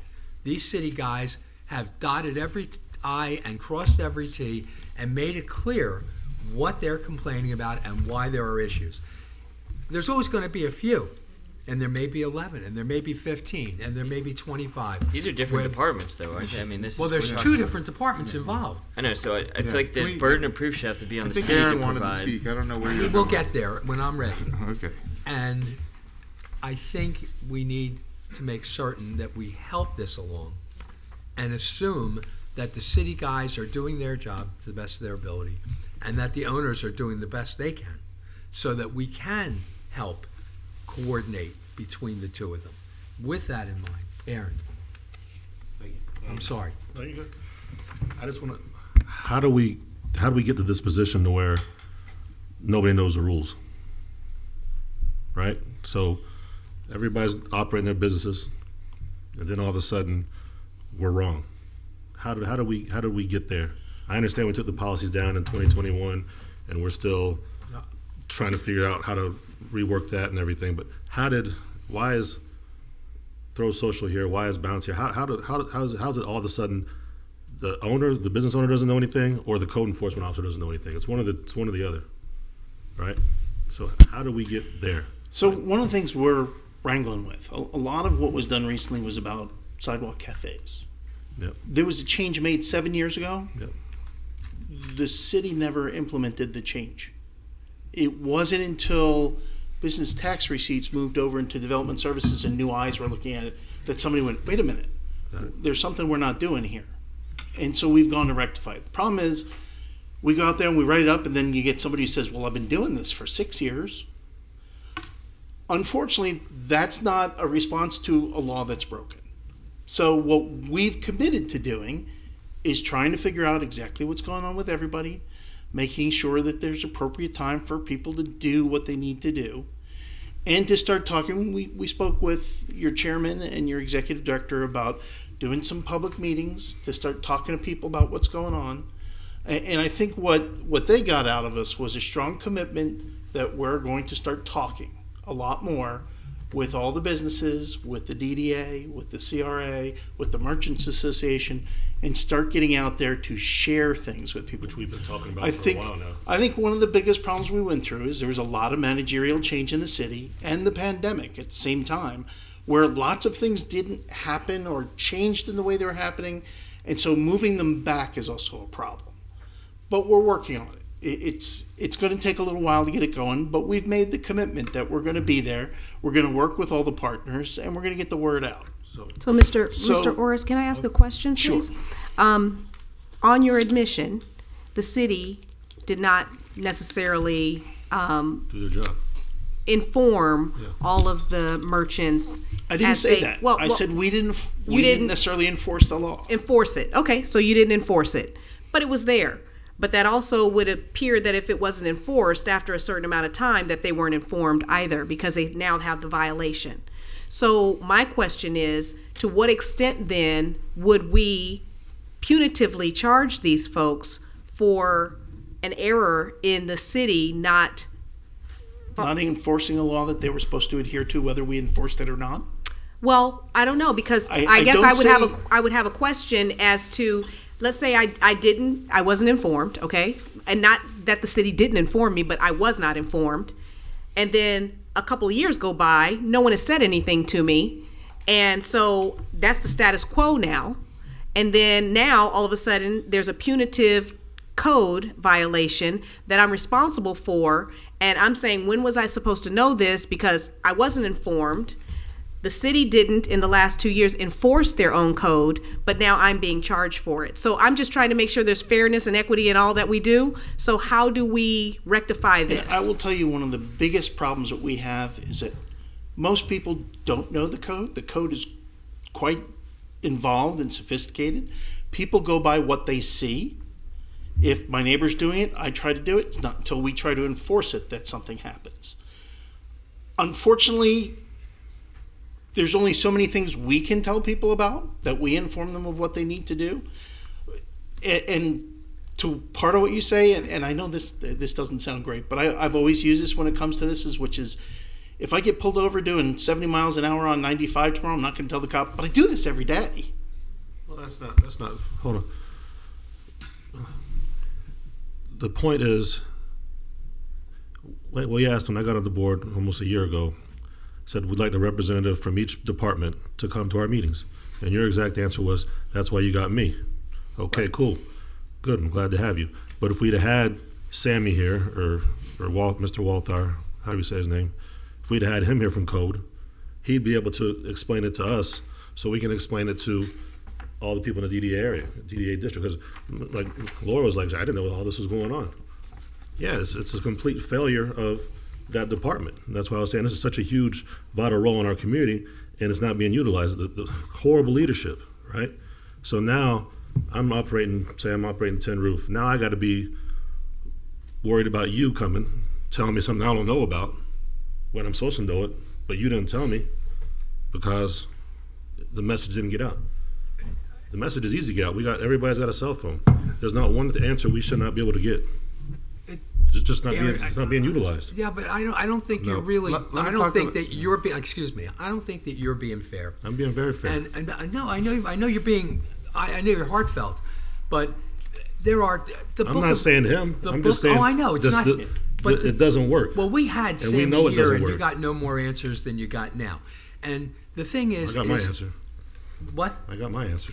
Well, okay, but the thing is, most of the time, and I've been in the restaurant business a long time, and in this town, most of the time when there is a problem that comes up, something you're unaware of, usually, not specifically with the cafe permits, but in general, you don't get a $5,000 fine. You get a guy that comes up and says, you didn't know this, but you got to do this. And that's part of the regulations. And you go, well, I've been doing it for a long time. And the city guy says, I'm sorry, but this is the regulation. Why didn't they tell me before? Well, they changed departments, and now you've got engineers looking at the same stuff that we had non-engineers looking at before.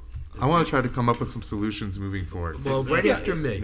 So, or maybe after Jim. So I want to make sure. I want to make sure. What you're saying, but you're not listening. I'm still trying to ask my questions, right? We know we're in a position where we're wrong, right? The city is wrong. The business owner is wrong, right? I make eggs. It's code enforcement's job to make sure that everything outside of my business, to inform you of that. Just like with the sea turtles, right? You want to fine everybody all these damn fines for sea turtles, but you didn't give us the information to use to go against, so we could help support the sea turtles, right? Ask for one meeting. Can we have a meeting where they all come out and you explain it to us how we're supposed to operate with this sea turtle season? Not one meeting, and then all of a sudden the letters stop, right? All I'm getting at is, if I'm Throw Social or if I'm His Bar or whatever, and you're coming, and code enforcement's coming to me, and they're getting me on information that they can't even provide where they're getting the information from. Well, that's a whole other issue. That's and what that's I'm getting a problem. at. So what's the incentive for me as a business owner in Delray Beach to want to go and pay these taxes, deal with all this crap, and I got to worry about a memo or a change that I didn't know about, and now I'm going to get fined for it, or I'm getting harassed about it. Just let me know. This is bare minimum of what's going on in the city right now. I think I have a solution. Oh, well, I'm certainly interested to hear this. So everybody has to get a business tax license, right? Yep. Every year, that has to get updated, right? Yep. So the first time when you get your business tax license, why don't they just, like the DDA has a welcome new merchant book. Why can't we have a simple little section of the LDRs, have them sign off on it, boom, here it is, there it is, you've got a copy of it at the city, and then every time that gets renewed, every single year you got to renew that. Did you If ever there's read something the new, LDRs? Yeah, I've read them plenty of times. I've sat on the Planning and Zoning Board, the SCRAB Board, You know everything how else, so forth. abstract and bizarre they are for regular people. I understand, but there should be some kind of simple book because, and not it's not throwing the whole book at them. It's certain sections, all right? So it's certain sections where most of the problems and things are coming about. They shouldn't be interpreted differently because it goes from one division to another division within the city. No argument. But they should certainly put it out there and make it very clear. There's plenty of people. I mean, the sandwich sign has been a long-going thing for 25 years. When I was a block captain 25 years, 30 years ago here in town, the sandwich sign was a thing out there. So I just think if at the time you get your business tax license and then they sign it off, then both sides know what the deal is.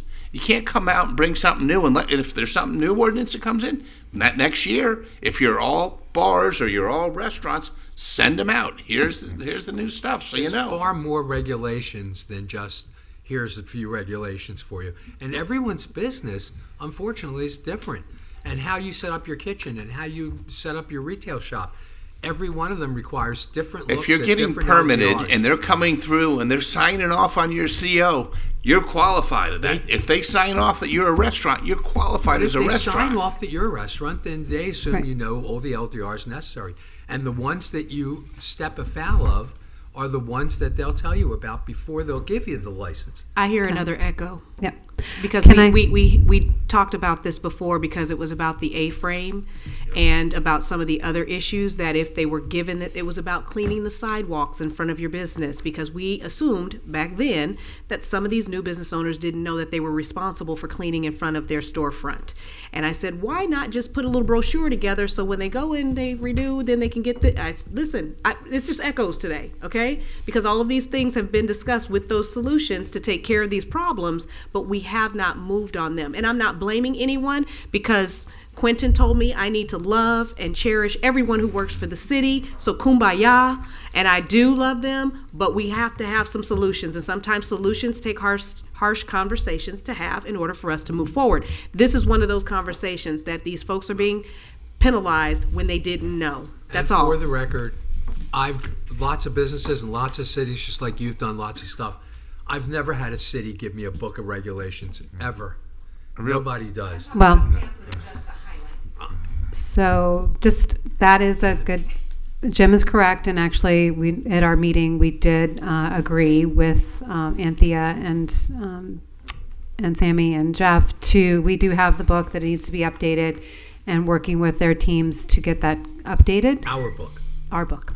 And also at our meeting with the chamber, the CRA this last week, that Stephanie referenced, being also including a lot more to that book that was really helpful for our business community. And Al, to your point, yes, other cities do different things. We're Delray Beach, and that's really all we're really worried about. I'm just getting to the point. Our city is never going to It's give special, that kind of book. But our book. But our city and our Downtown Development Authority exists with our city as a partner for a reason. And for the many years as our existence, we've worked very closely in lockstep with the city to make sure that anything that happens within the downtown, that we're part of that process. And I think really continuing to enhance that relationship, enhancing the communication amongst the city staff and city and DDA staff to make sure that we're getting the message out as fast as possible is only going to make us all better, right? And make our downtown better. And that's all we want, right? We want the downtown to continue to shine and to be where people want to invest and continue to invest. So, that's our commitment. Yes. Just going on with this, because I do want to come up with these solutions, right? And I would like to even make a motion, possibly, that we share with the city the former 2019, policies and procedures to take a look at and maybe implement them again if they're not implemented, because they might have been taken offline, even though they're referenced in Muni Code. The purpose of this manual, literally the first sentence is to establish a fair and consistent procedures to be followed by all code enforcement staff in the city. And it's really clear in the notices provision that a notice is a written notice, and they're supposed to use door hangers. I got the list of all the violations that I asked for, and I didn't see one door hanger, one warning notice. There's never, in the notices, it talks about a written notice. Even if it's left with the manager of the business, in a commercial business, you can leave them a written notice of what they're doing wrong before the notice of violation, the warning notice. I think we're missing that. We have been told, we've been showed it says what it says in Muni Code, but then we've been told by Sammy previously that they're doing oral warnings. Our staff is turning over at 38 to 40-something% per year. There aren't policies and procedures in place which explain clearly how things are supposed to be done. So I think by going back to this and moving to written warnings, to then the notices of violations and doing kind of what was established before would really do a lot to clean it up than moving straight to the NOVs, and especially when many of these folks aren't getting these oral warnings that are discussed, or they're getting told different oral warnings than what the violation is. And it's just, I think it would clean it up a lot. And I think this is a decent manual. And if there are some updates to be made, happy for the city to do that. But I just think we need to have something in place. That's the manual that you're updating now? Yes. How long before it's ready? It's probably going to be a while now, simply because we'll have a new person at the helm of the department. We are currently having an internal review of policies and operational policies and procedures done by HR, as well as soon as we hire someone to run neighborhood and community service, we anticipate that person's going to take control of this, take a review, make changes they feel are appropriate, and moving forward and doing that. Now, I can also tell you, lots of things, most things don't go right to NOV unless they're subject of lots of complaints. A health safety issue are usually the reasons for that. Every now and then something gets some complaints and we jump at it quickly, and it's something that can't be rectified. It was a one-time event, something to that effect, or it's going to hurt somebody. That's not what the document. Those are the things we look at. There is discretion that we give to all of the code enforcement officers of, do you think this is a health safety issue? How many complaints have you got? Has this particular violator been a frequent flyer in violations? Have they complied quickly? Have they not complied quickly? The notices so they would have share a certain all that. amount of if you discretion provided written in notices, what they do. You'd have that. The list you got was notices of violation. We write over 1,000 door hangers and such. But that's what my question was. That's what I was looking for. I was looking for the downtown area. I was looking for from the time of the door notice or notice to the notice of violation to the court magistrate, and all I was given was the NOVs. And because we don't necessarily record those in the format that you're looking for. So how do they track? Each officer tracks their own. They don't track it in a system? You know what? Let me back up. I'm not going to tell you. I don't know exactly how that works to its the extent. But a lot of APX times 400 system. It's just a fact door hanger saying, hey, we've noticed something is wrong with your property. Here's what the law says. That would be really important to make a note in their file, though. It's not. If you're going in front of the magistrate. We do not run a punitive code enforcement operation that goes right to notice of violation and penalty.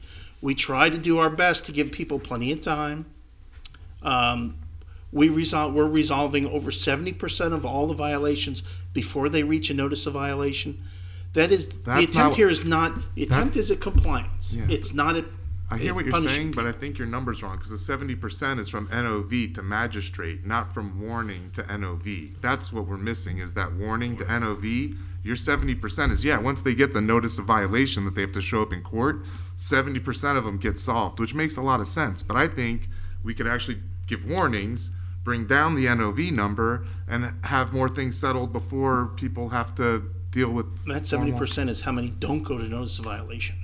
Is it? Because again, I don't know. They don't show the numbers. The numbers that they show on the code enforcement website are from like 2 years ago. They don't have any current updates on their stuff. I will look for more information on Yeah, that. sure. Because that's what I was looking for before when I asked before we even met with Sammy. Was all I was looking for is show me whether they're giving him the notice, then the NOV if they correct. I and will then look to see if we have a record. More than happy to share that if we have. Thank you. I appreciate it because I think that's why I'm looking at this because it's pretty gives you 5 things on what notices are, and this is nice. It's from 2019. It's not that dated. You know, you probably could use a little work possibly, but again, it would be nice to have something like this that everyone's working from and that people are training on and that, you know, our businesses can look at and understand. The most difficult thing with code enforcement is, and Aaron touched on this, it's letting people know what the code says. Yes. The problem is we can't give everybody a giant set of our codes and say you're subject to this.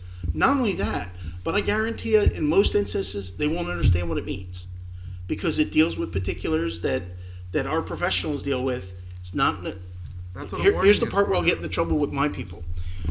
It's written in governmentese. It's not written in everyday language because we have to dot I's and cross T's for legal purposes. So it's very difficult to write a code that says, hey, you got to put a garbage can out there. What we end up doing is you have to have a waste receptacle. It needs to be of this size, of this height, this width, must be placed within so many feet of this, and they have to be every 40 feet. That's an easy one, too. So how do you tell people that? You start with a warning notice, and then when the code enforcement officer meets with them before they get a notice of violation, they work to resolve it. And then there's no whole... Where we usually start, where they usually find out about these things, is when they submit a site plan. And we go, oh, you don't have a waste receptacle every 40 feet. That's our notice that's what you got to do. If we go back and look at if I were to go back and look at site plans of all the businesses in the city, I guarantee you a minimum of 50% of them are not doing what's on that site plan. Maybe we want to start. That's not necessarily a good or bad thing. It just is what is. Things change. You know, you get a new employee, they move something over here, and it never goes back. They're out of compliance. That's what we have to deal with on a daily basis. The commitment we've made, and I say this openly and loudly right here, is that we will work with the DDA and other entities out there. We will try to host some public meetings to let everybody know what's expected. We will do the best we can to start communicating much better. I think one of the things that suffered a lot through the pandemic was just open communication. Mm-hmm. Laura given us plenty of examples of how the communication went before. We've got a bunch of new people working at the city. We're going to try to go back to that standard. We're going to try to exceed that standard. We don't have a COVID issue anymore, so we got to stop bringing that up, please. If Code was doing what they said they were doing with boots on the ground, I love that term, boots on the ground, we wouldn't have this issue. Because if you were walking down to Luna Rosa and said, look, Aaron, you keep messing this up, here's what we got to do, blah, blah, I'm going to say, you got me, I'm going to fix it, right? But that's not happening. So if you say that's what you guys are going to do, then that will fix the problem. Because we have to work with all these businesses, right? You got a lot more to deal with than we do, the whole scale of things. But on our area of responsibility, the people want to know, where am I wrong, right? Mm-hmm. Don't come just beat me up. Just tell me, here's where I'm wrong, blah, blah, blah, fix it. That's your job. That's what Code's good at, right? They're supposed to be the resident expert, right? So if the code enforcement officer comes to me, like Darcy would do, everybody loves Darcy. She was amazing. She was always walking around. Coleman, always out on the street. You walk around, you see me. I'm not gonna give you any slack. I'll fix it. But if Code's not doing that, then it's not gonna fix it. It's not gonna get fixed. Because we're just going around in circles.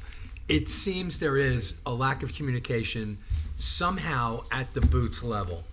Not so much where you are or where Laura is certainly and where the attorneys are, but these complaints sound like the guy who's walking in and saying it's supposed to be red, not blue, is not clearly defining what needs to be done, or he's not communicating it well.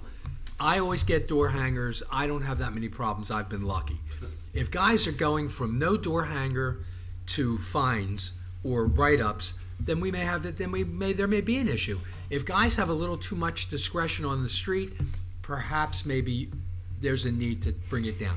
But what needs to be done is, of those 10 or 20 important cases right now that have gone past the level of, okay, I realize I was wrong, I got to fix it, to where the city is doing what it's doing and they're doing what they're doing and people are taking sides. The advocate is right here. It's the DDA. We need to deal with them. You, me, Laura, and the team need to resolve and help advocate for these people, fix these problems, find out what better communications we can create, and then you'll be done. Because I know your heart's in the right place, and I know the businesses don't want to deal with it on any level. They want to do their business. Mr. Chairman, can we call for a motion? I'd love to understand what the motion is. You bet. This could go on forever. Yes. Can you come up? Well, they've already My said that they're going motion- to come back, the city mayor or city attorney's going to come back with a plan, right? That's a plan for just for that hybrid license. Just for the restaurants. I'd like to make a motion, and it would be to share the 2019 operating guidelines manual with the city that showed the previous policies and procedures for code enforcement, just to bring it to their attention. Because again, when Sammy was here, he said that he had taken these down and they weren't. I just want to make sure that they understand that this was the rule book and that we could possibly go back to it. Can you clarify the city, Yeah, city share with staff, share city it with manager, or city manager, city commissioners, and city staff, and just say, hey, because again, I watch and go to a lot of the city commission meetings, and they talked about policies and procedures and HR like Okay, so that's 30 times. Your So motion is to share that with the city staff. with the city and- commissioner and Okay. city staff, just saying, hey, there was policies and procedures in the past, that we could look at. And we'll put together a letter. Yeah. Just need a second, and then I'll go ahead and figure that out. Got a second? Great. Do we have can we get a voice vote? Yeah. All in favor? Yes. Aye. Aye. Any opposed? I would also like to see the book that Laura and her team have be updated Yep. so that we can indeed share it with the merchants with the new updated information that would hopefully have some of these violations clarified so that they don't become issues long-term with other businesses that may be new or existing that we're unaware.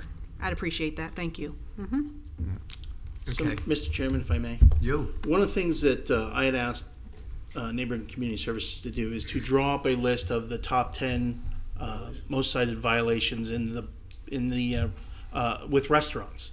That seems to be where a lot of problems are. They do have one for businesses. They do have one for residential, and I'll make sure that all of those are updated. Thank you. And we make sure that we'll share that with the DDA as well, so that you see what it is we've got out there, and know that while there's all kinds of different violations and all kinds of different laws, for the most part, those top 10 will probably cover 95% of the violations that are written.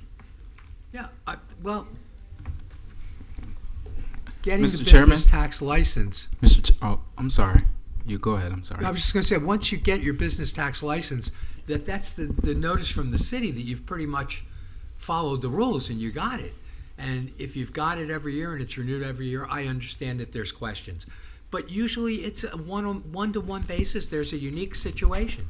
It seems like there's a sudden group of violations that have suddenly popped up with people feeling that the communications are not there. So with what you're doing and with us doing this and with Laura redoing our book, I think we'll move a long way towards communicating.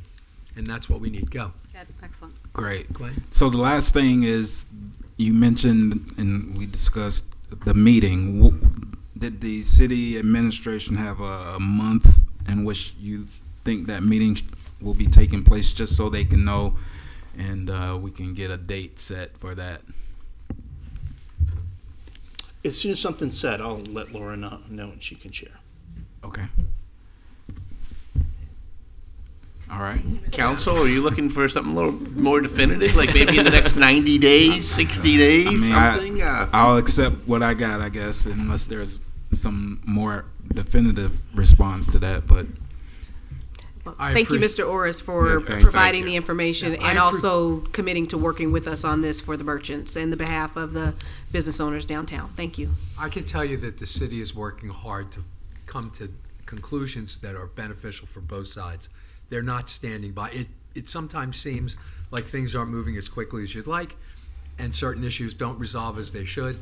But I've been talking to the city a lot lately, specifically about these things, And I can tell you that the city manager, the assistant city manager, the city attorney, the commissioners are all aware of the need to upgrade this and improve it, and hopefully we're all going towards a better business environment, which isn't our mission statement after all. And I'm grateful. Okay. So thank you. Thank you. Moving on. Moving on. Okay.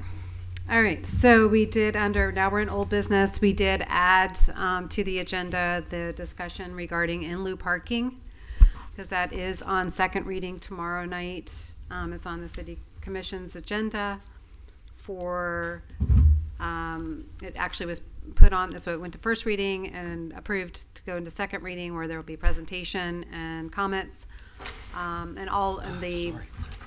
I have to. what the proposal is from, I'm going to the men's room. So. okay. So what the proposal is currently is based on, they left the fees open. So tomorrow night, the commission will determine what the fee for the in lieu parking would be. It seems it's been given a proposal from the 22,000 to 50,000 as far as the parking per space. They narrowed down the locations of the in lieu parking fee area, which is, and I'm pulling this from the city commission's agenda. So I think the reason the comments were brought to, because we haven't had a discussion about the in lieu based on the outcomes from that commission meeting. So I wanted to at least bring it to y'all's attention. I know I will be at the commission meeting tomorrow. And if there's any comments or concerns about that, please let me know. Did they ever find out where the in lieu fee money goes?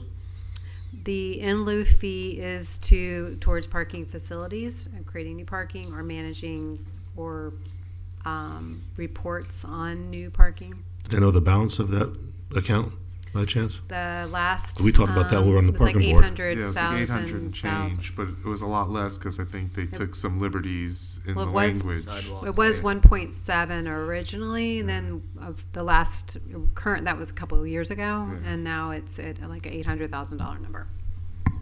Because I think some of the fees were used for the sensors that were put in, and some other things, but. So that, I don't know if there's any comments or questions, or Jim, I know you've been following Did this. they bring up the Cole? Mm-hmm. maybe like relaxing the size of the lot for like smaller size lots, reducing the parking requirements? Is that in there at all? Do you know, Jim? Let me see. There have been some discussions if it's a two-story building or 2 stories or less, things like that, so forth, and which I think there are some buildings that have been done in even 1 story, so forth, in redevelopment. I think part of what they're trying to stop is, the agglomeration of properties and the large, long block buildings, things like that, to keep some more of the character in the downtown and so forth. But I think still one of the issues is they still don't know how much parking is actually being utilized, because we've got outdated studies and so forth.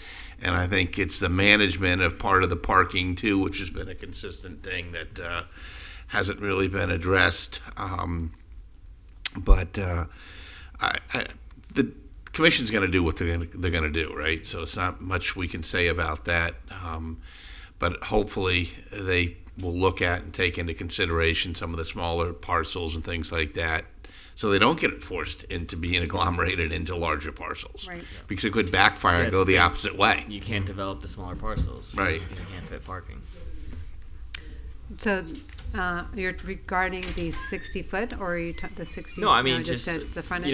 anything under Any smaller. 0.3 of an acre. It's kind of hard to develop because you can't fit parking. Yeah, you're not putting parking structure on 0.3 acres unless you do, and that's one of the other things. Is I think there's a lot of discussions around how much does it cost to build a parking space, and then you got to look at some of the automated, because we recently had automated parking put in the north side of town here, and so on. So I think there's I guess the biggest thing I'm keep missing is that I don't see we have a parking problem. We have a parking problem for spaces are right in front of the business. Absolutely.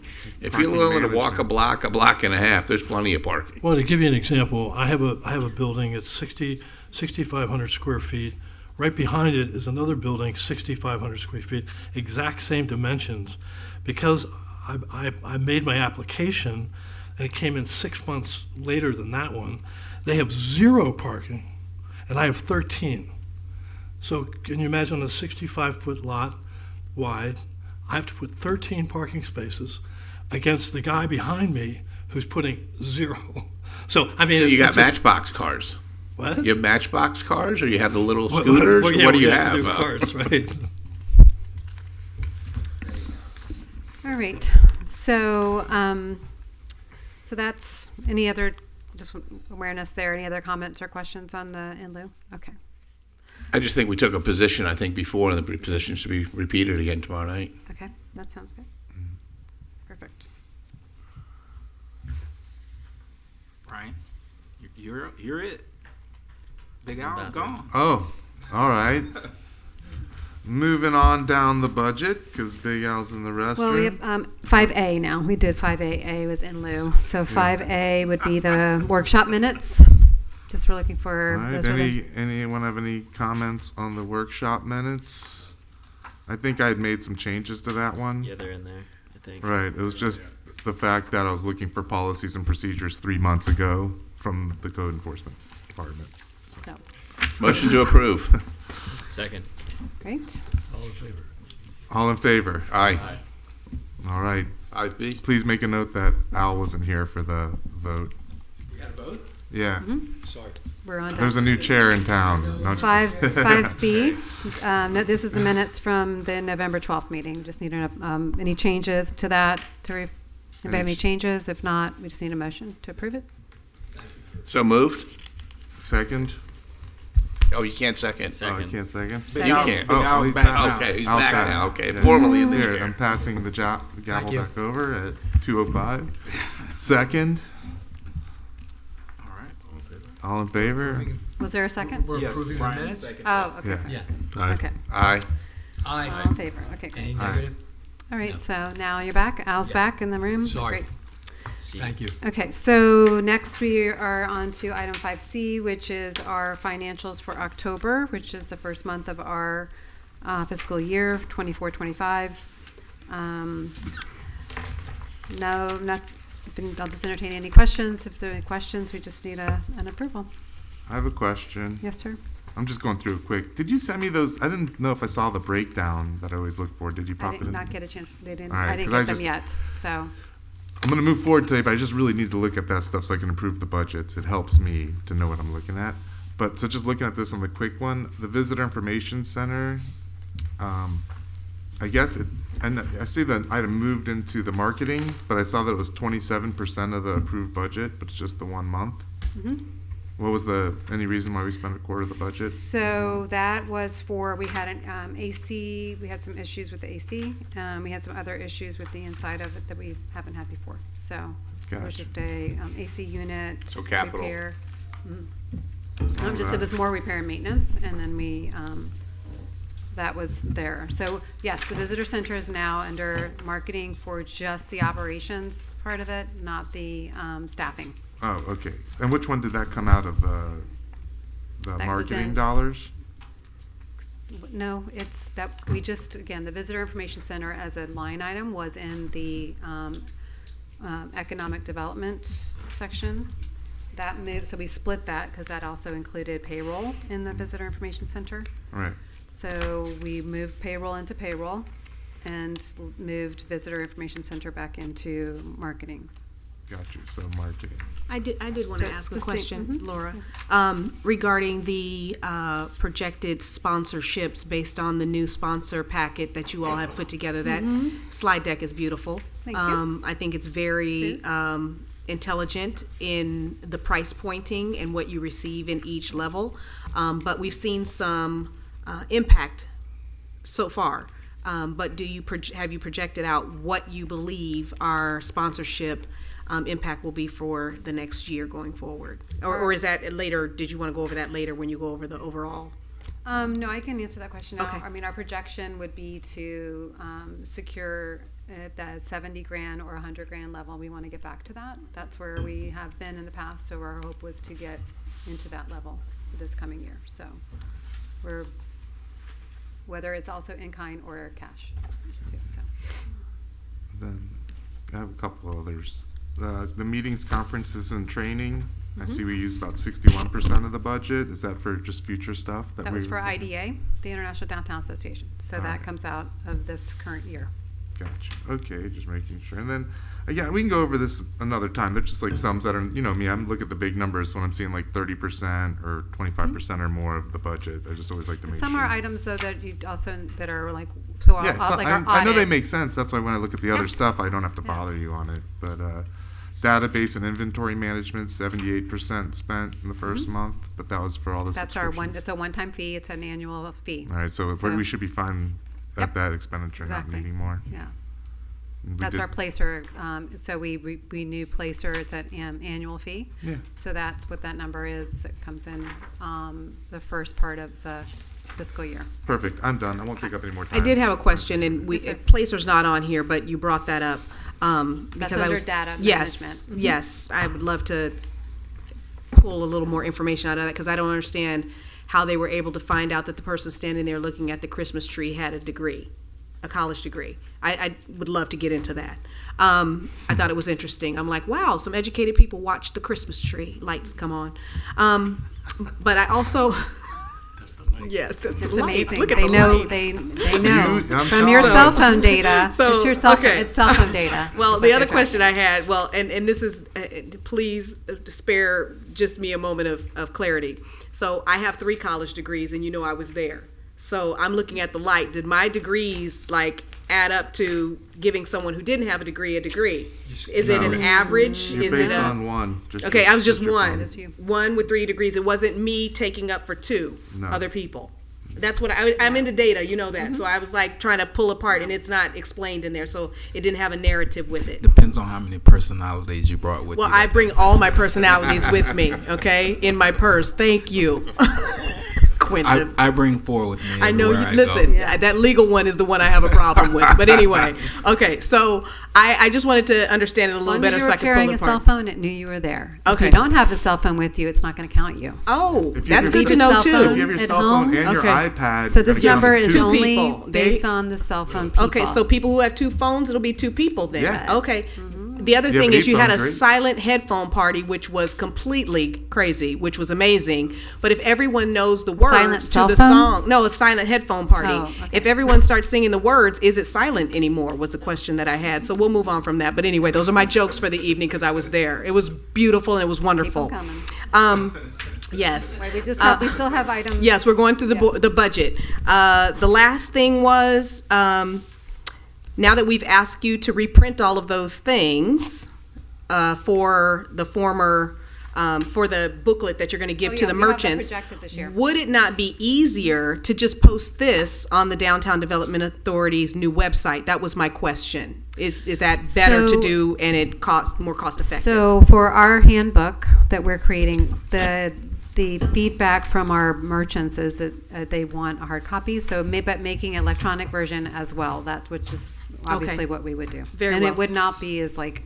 fancy as probably the one that we have right now. Gotcha. Thank you. The one you were holding up is the city one. The city is not using that, to my understanding, so we wouldn't post that. Okay. I thought that was what we were going by because We're asking the They're city updating. to use this. they're updating it, but in the meantime, what reference would they have to? And never mind, Quentin. But you're giving me the look like Vera. You are stepping again into the. No, I'm just asking a question. If I'm a merchant and I'm Right. looking for that information and it's not posted to the city website, I would hope that the DDA, being an advisory or an advocate for my business, would provide me with that information. So wouldn't it be easier to post that on the DDA website until they update it? And then once it's updated, it'll No, be updated on the you can't do website, that or no? Right now. No? We're sharing it with the I'd just say we're sharing it with the city so that they can say yes, we'd like to readopt these, or these are still in play, and then we can do it. Right now, I mean, again, based on our meeting, there just are none. But I So promise you. I think we're just asking the city to say, hey, can you adopt these? And then if they can, then at least we can have a placeholder till they revise them. That's what I was asking. But we're going to have But a we meeting. can't put them on our website till the city said. Yes, Yeah, yeah. but it was already adopted the first time around. These are 2019. I know, Yeah, but then they were it's a removed lifetime away. It's a by the lifetime away. director. We will get to see, we'll help the city to move as quickly as possible because I know that Mr. Orris wants to do that. Now, important news is there are people that went there without a phone, so anyone that went with 2 phones, we're okay. Yeah, if the kids don't Now. count. Now, They don't have a phone. now, Mr. Orris has asked us. We need to have- we need a vote on the budget before you go there. Oh, I'm sorry. good. October financials, please. I just need a. Someone's right. gotta make a Either motion. Motion to approve. Second. All in favor? Aye. Aye. All Okay. opposed? No, good. Thank you. We have the economics director from the city who would like to speak to us for a minute. He's out of line. He's not in our agenda, but we You can could always speak in the we beginning could too, kill. just in case you don't want to hang around all night. We could kill him, or we could let him speak. So, I say we let him speak. No. Hi, everybody. Please, I'm scratch. Rob Evans, Economic Development Manager, City of Delray Beach. Hold the mic up. Just wanted to say thank you for everything that you guys do. And the last 2 months, I've been really focused on doing visitations in for the hospitality sector in downtown as well. Meeting with local restaurants, retail shops, and all the hotels. And on January 8th, we're going to be putting together a hospitality and culinary career fair. It's taken a good 3 months of organizing and getting all the schools. We have FAU, we have Everglades University, we have also Opal Grand, the Ray Hotel, about 8 hotels, large restaurant chains and stuff like that. And now we're at a point where we really need to, hit the pavement and start marketing and promoting the event. We're putting together a video reel right now with the mayor, which will be done in about 2 weeks, that we can launch collaboratively as a partnership between all the DDA, the City of Delray Beach, and also the Chamber of Commerce. And I'm just here to say, please help me in any way you can, because this has been going on a 1.5-year endeavor, and we're now creating this really great momentum in this program. And I just need everybody behind me for this January 8th to make it happen and be successful, because I'm really starting to see everything come together, and I want to continue next year, making it larger, making it better, and helping our employers and local businesses. You got all that information to our staff, right? Yeah, Oh, we're all- exactly. we're all Make working sure you together. share the link for the poster to post the job board. Yeah. Make that- sure we that- get that just so we can Right. share that. Next week, I'll have the flyers completed, they're basically flyers with a QR code that says, for those of you who can't attend the job fair because you only have one position, or you have to be at your retail shop or your restaurant, we're going to have a job board, and that job board is going to be distributed to all the job seekers. And so I'm going to be going to all the different restaurants and retail shops with the QR code and the flyer to have them post their 1 or 2 jobs so that they can be part of the career fair as well. So it's a big effort. We got a lot of people involved, and I just have to make this work for January 8th, especially now since this is going to be our biggest one. And I just want to make and sure thank it's you for success. stopping by the merchants meeting too. It was great to Yes, have your presence it there. was. to You're interact and welcome. let them Thank all you, know. guys. Before you leave, can I ask a question? Yeah, sure. So, Laura already knows this. I take on these pet projects that I do myself. Yeah. And your outreach is, to me, so timely and instrumental in how we can solve some problems. Yeah. So I've done some research with Ariana, who's in charge of the Homeless Task Force, who has been my sidekick for about 2 to 3 months, working to solve some issues in the city. And I mean the larger city. And what I found is that a lot of the information that we may be giving here is not getting to the citizens. Truthfully, like the SNAP program for the CRA, the schools didn't know about it. So I have been working with Village Academy to update and edit their pantry that they started, and remove a lot of the clothing that students wouldn't want to wear or what have you, and updating it with new clothing and underwear for those students that are considered homeless. For those that don't know, when I started this project, there were 70 homeless students or kids in our city. Now there are 84. And so you can see there's some growth there. So I've been working with the schools. I just met with Atlantic High School. I already worked on and revamped the one at Village Academy. Thank you, Miss Dixon, who's the principal there, and thank you, Miss Edwards, who is the principal over at Atlantic High School. To start one over at Atlantic High School, they had not had one, so I'll be working with them and their PTA. I'm also trying to work with St. Matthews because that's where the shower trucks are, and that's where they feed the homeless and they have the pantry. But something that you're doing right now, I want to make sure that the students are receiving the information as well as the churches are receiving the information, because that's where the homeless are going to receive their services and getting information on how they can get up and get on their feet.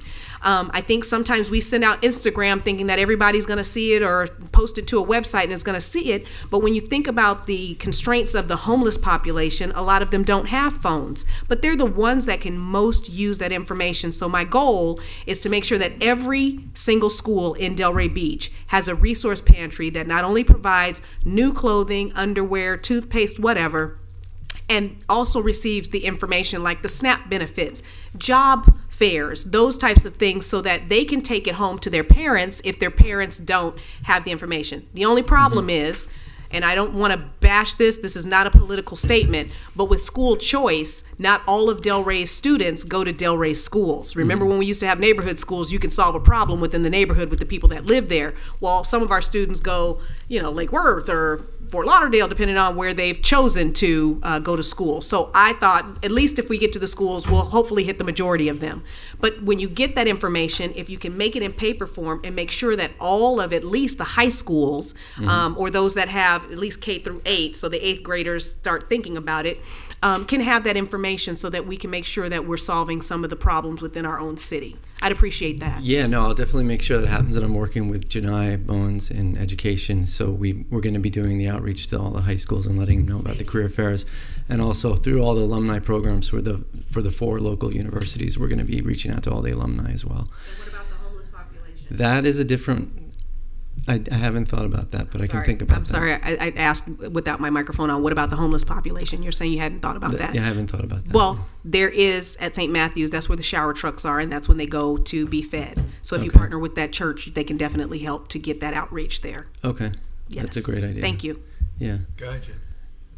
This is outside of the city, but I think it's important, and that is that there's a company called the Horbiger Corporation of America.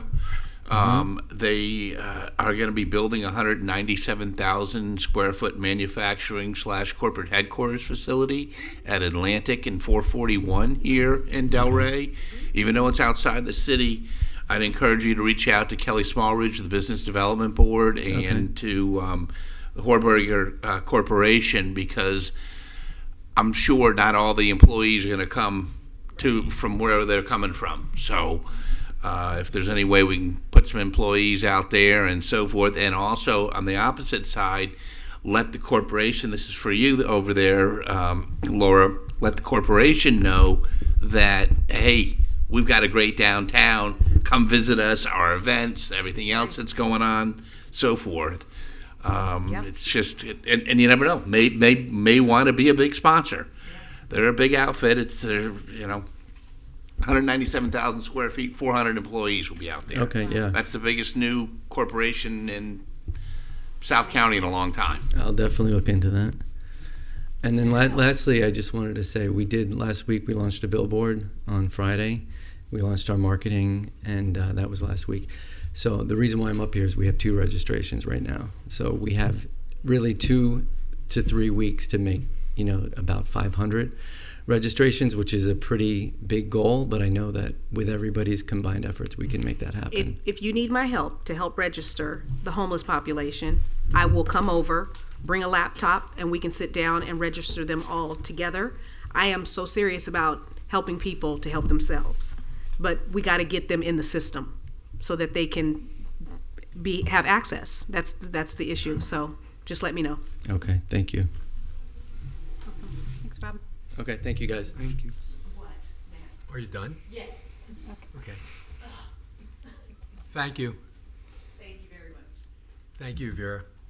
All right. So before we start, we're going to give you guys some food. And we're also going to sing happy birthday to Mariska since today's her are we really? birthday. And we're moving into our monthly recap. So, all right. Happy birthday to you. Happy birthday to you. Happy birthday, dear Mariska. Happy birthday to you. Yeah. Yay. Awesome. Cake and cookies. It's nonstop. We're all like, we're amped today, you know. It's called Right. lunch. Yeah. So Yeah, they keep telling me it's lunch. Like, this is the bread. it's a great. These are the crackers. It's nice to have the last month of the year as your birthday, right? Yeah. It's, Never met a carb I didn't love. yeah. So we're going to jump into our November recap. Our teams continues to knock it out of the park and work feverishly on everything. And I just appreciate them very much for all the great work that they do. I know not everybody's here in the room with us, but everyone's I know watching out there. So I just want to make sure that they are recognized. November was a busy month for us, as well as a lot is going on in December in all areas. And as we turn into 2025, when actually rounding this quarter off, our first quarter, and going into the next year. But I'm going to turn it over to the team to run you through some of the numbers and the impact and some highlights. Hi, everyone. I'll help do that. All right. So, First what did ice we cake. do in November? We did a lot. Okay, so we had Shop Small, and as you probably all know, Shop Small is an American Express program dedicated to promoting small businesses. And Small Business Saturday is always the day after Black Friday. And since 96% of our downtown businesses are small, independently owned, we create a marketing campaign behind Shop Small every year. And we have a lot of new businesses, a lot of new retailers, two of those on that. And I wanted to just kind of play this, some of the video campaign that we put together. We had a digital ad. The digital ad is what you're going to see playing here. But we also did numerous social media videos with a lot of our small businesses, our legacy businesses. And so this was the ad that was running. This was behind the digital advertising where we spent money. So I'm just going to let that play. When I shop, I only shop here, from American-made glass to bicycles to, coffee, these little shops that, this is their life. It is about shopping with your values. So obviously that's... Good voiceover. Right? Yeah. Good. So we just interviewed Laura about why she loves downtown Delray and why she shops small, and we kind of put a little video to it. So yeah, it was very successful, and you can see at they'll look at the impressions that we got. We had 60,000 organic impressions just from our videos and posts that we did, but our digital ads got 230,000 impressions. 325 people clicked on our Shop Small video based on our ad. And then we had a kiosk sign as well in downtown. All right, so the set, 12 Days of Christmas. We've been working with Cynthia and Tony from the Set Neighborhood Alliance. And if you guys have been in Libby Wesley Plaza over the past couple of days, you may have noticed the new kiosk sign that's up. That is listing, the top of it is the Santa's Pajama Block Party, which is the kind of the main event that we're helping secure gift cards for. But the bottom lists all 12 days of their 12 days of Christmas. So we created this, we actually didn't create this. So Tony, who's one of the organizers, Tony Smith, she, she's in the marketing field. She works for the county, and she actually created this flyer that I was like, oh, that's beautiful. Let's take it and turn it into a kiosk sign. So that's what we did. So that's hanging now in Libby Plaza. We have a dedicated webpage. They didn't have any sort of website or anything, so we created a webpage for them. And we're helping them distribute their flyers, and are going to be putting out yes, definitely. Going to be, I will take that cake. Can I ask a question, Suze? Okay, Yes. And I know this hasn't happened because you would have told me there's a problem, but there wasn't. First of all, this is fantastic, okay? Over in that area. I think it is necessary. It's beautiful. So after seeing it, of course, Vera, the researcher, down the rabbit hole, the teacher, I already knew this, but I needed to make sure. I went down because Santa Claus on here is featured as a person of color, which is fantastic because it fits with the neighborhood surrounding. Santa Claus actually was originally Turkish. Okay, a lot of folks don't know that, and then Germany adopted it, and now here we have it in this country as one of our own holidays that we've melded with all of the other holidays that we have taken and provided to our citizens. And I just think it's wonderful that a city like Delray Beach is recognizing, sees all the citizens, responds accordingly, and makes it about the joy of the season, but also recognizing that that joy for everyone is a little different. There's multicultural joy within all of the holidays, and now we're investing in Hanukkah. I am such a proud citizen right now. So thank you for actually working to get this into the Libby Plaza area, because it's fantastic. Yeah, and Cynthia actually just reached out to me today. They're kicking off the 12 Days of Christmas this Sunday, December 15th, at Cason United Methodist Church. They're going to be doing like a community unity singing. It's going to be a beautiful service. So if you have a chance, 5:00 on Sunday, to go to the kickoff for the 12 Days of Christmas. A lot of the sororities and fraternities have also promised hundreds of toys for the kids. So I think Cynthia will definitely have her goal achieved with all of the people who have all of a sudden decided to provide that surge in support. Yes. So good job. Also, the 100-foot tree lighting. You all have the placer document that Laura gave you regarding the numbers and what happened at the tree lighting. We did activate the 300 and 400 block. The city leaned on us to do that because they do not activate past the railroad tracks. So because our businesses, it's very important for them, we activated with a live band. We put a band at the end of Federal there, right by Big Al's. We had holiday blow-ups. We personally went around and bungeed them to all of the light poles. It's a lot harder than it looks. Local businesses came out into the street as vendors selling their stuff. We had Scooby-Doo's and some of the other businesses that were selling. And we had some art and a dance troupe. And these photos are actually photos of what was happening, other than the tree lighting photo. The other three are all from the 300 and 400 block, and you can see the amount of people. It was a very solid crowd that came all the way, down to the 300 and 400 block, which was great.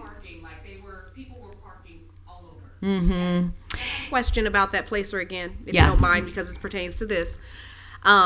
I'm looking at this, and you told me when you have a phone, they're able to track you. When I got my phone, and you'll have to tell me how they're getting all this information. I know this is like an AI situation. Again, I have the degrees. It says a few black people showed up. So me, my husband, and my friend Valerie, we all showed up. So we're probably no, I'm just joking. There was way more black people there. But how do you know from my phone? It's based on the apps on your phone. Okay, so you know how it'll say, do you want us to track you when you're only on this app, or do you want us to track you all the time, or do you want us to not track you? How do they know that? Because have you seen those locations? It's a setting on your phone, Yes, I got location that. services. And it's certain apps are tracking you. I mean, a prime example is Life 360, right? So that's an app that tracks people. Yes, but again, my apps, I don't know how, because I go to Michael's, that I'm black and have 3 degrees. You see what I'm saying? Because you tell multiple different apps that, right? Your Facebook page, I don't first have of all, one. Well, listen, I can help you out. I can help you out with this. It's based on your phone, right? Yes. And your phone's not allowed to say who you are. Right. But your phone is a unique identifier. Oh, I know. It's telling some things. And you use your phone for everything. banking, for maps, where you go, when you sleep at night and your phone's plugged in, it knows where you live. Okay, the reason why I'm asking this, when I bought my first house, my first property, Wells Fargo had me listed as white. Okay? Understood. When I transferred with Nordstrom listed me as white. I'm black, always been black, wake up and I'm black and I'm happy about it. However, this information is always something that's assumed. So I just want to make sure if we're getting the proper information based on something that is real. Because again, yes, it knows where I go. But when I go into Michael's, it might not know what I'm purchasing, but of course my bank account might show that. So Placer also grabs credit card data. They're putting their Photos every time you walk no. somewhere. So Vera, we can get. I have. Please do. I just want to Yeah, know what we can makes, get you on a call with them. I want to know in the system what makes me black. That's what I'm trying to get to, because remember last meeting I said about the AI situation. I want to get to understand how AI is determining who is who, because we can sit here and say yes, 51% of the folks that attended were white, but So they they pull from different. They purchase data as well that brings it into this. That's how we have access to it. And it's all tied to the Apple unique identifier. So, So, it can't know I mean, who they you are, also but it knows have- your phone. they which is also- why I don't have Apple. They also Yeah, or have the Samsung, ability whatever. to track retail sales, tourism data. There's all these other platforms on there that you can scale So up. it's a rough guesstimate. It's not necessarily that individual person that could be tracked. It's based on data that they have, and they're pulling it together, making a broad assumption of who is there. That's what I'm trying to get to. No, it's accurate. Okay. And I'll have to go with that, and Why we'll don't meet you just one-on-one. find out? We'll one-on-one. Yeah, why don't? That's it. Thank you, Jim. Get on the phone with them and find out, because now I want to know. I know. Okay. We'll get Placer to come to a presentation. Yes, maybe Placer can come and present to us, so they Yeah. I can find out how they know me. Thank you. Okay, And just so back to because- the. Just sorry. because you're on the 300 and 400 block, I am on the 400 block, and I'm one grateful guy. And the fact I'm hoping to work with the city so that they will, next time, when they block the city streets all the way to Fifth Avenue, that they make sure their event goes all the way to Fifth Avenue. If you guys hadn't saved us, the two blocks, the 300 and 400 block, would have had disastrous business. It would have hurt us dramatically. Instead, the event that you put on was amazing, and we did really well. Well, I think it can be shared. I mean, I think there's enough stuff going on closer to the tree that you can kind of spread it out. But we can talk about that I'm as just we plan for grateful, next and year. I'm saying thank you Thank you. for what you did in the team. Go. So, So the that- overall. can I just jump in, Suzanne? Yeah, on that? Just, go ahead. So on that event itself, we will be having an after action report, our meeting with the city on the tree lighting, just as we move forward for planning for next year, and just identifying some things that were brought up,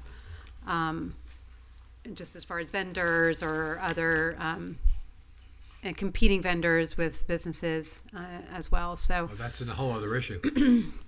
just things to bring up there. So but then all events really was what we're looking at too. So as you can see, overall attendance for this year's tree lighting was about 27,000 people. It was about 20,000 last year, so about 7,000 more people were downtown this year.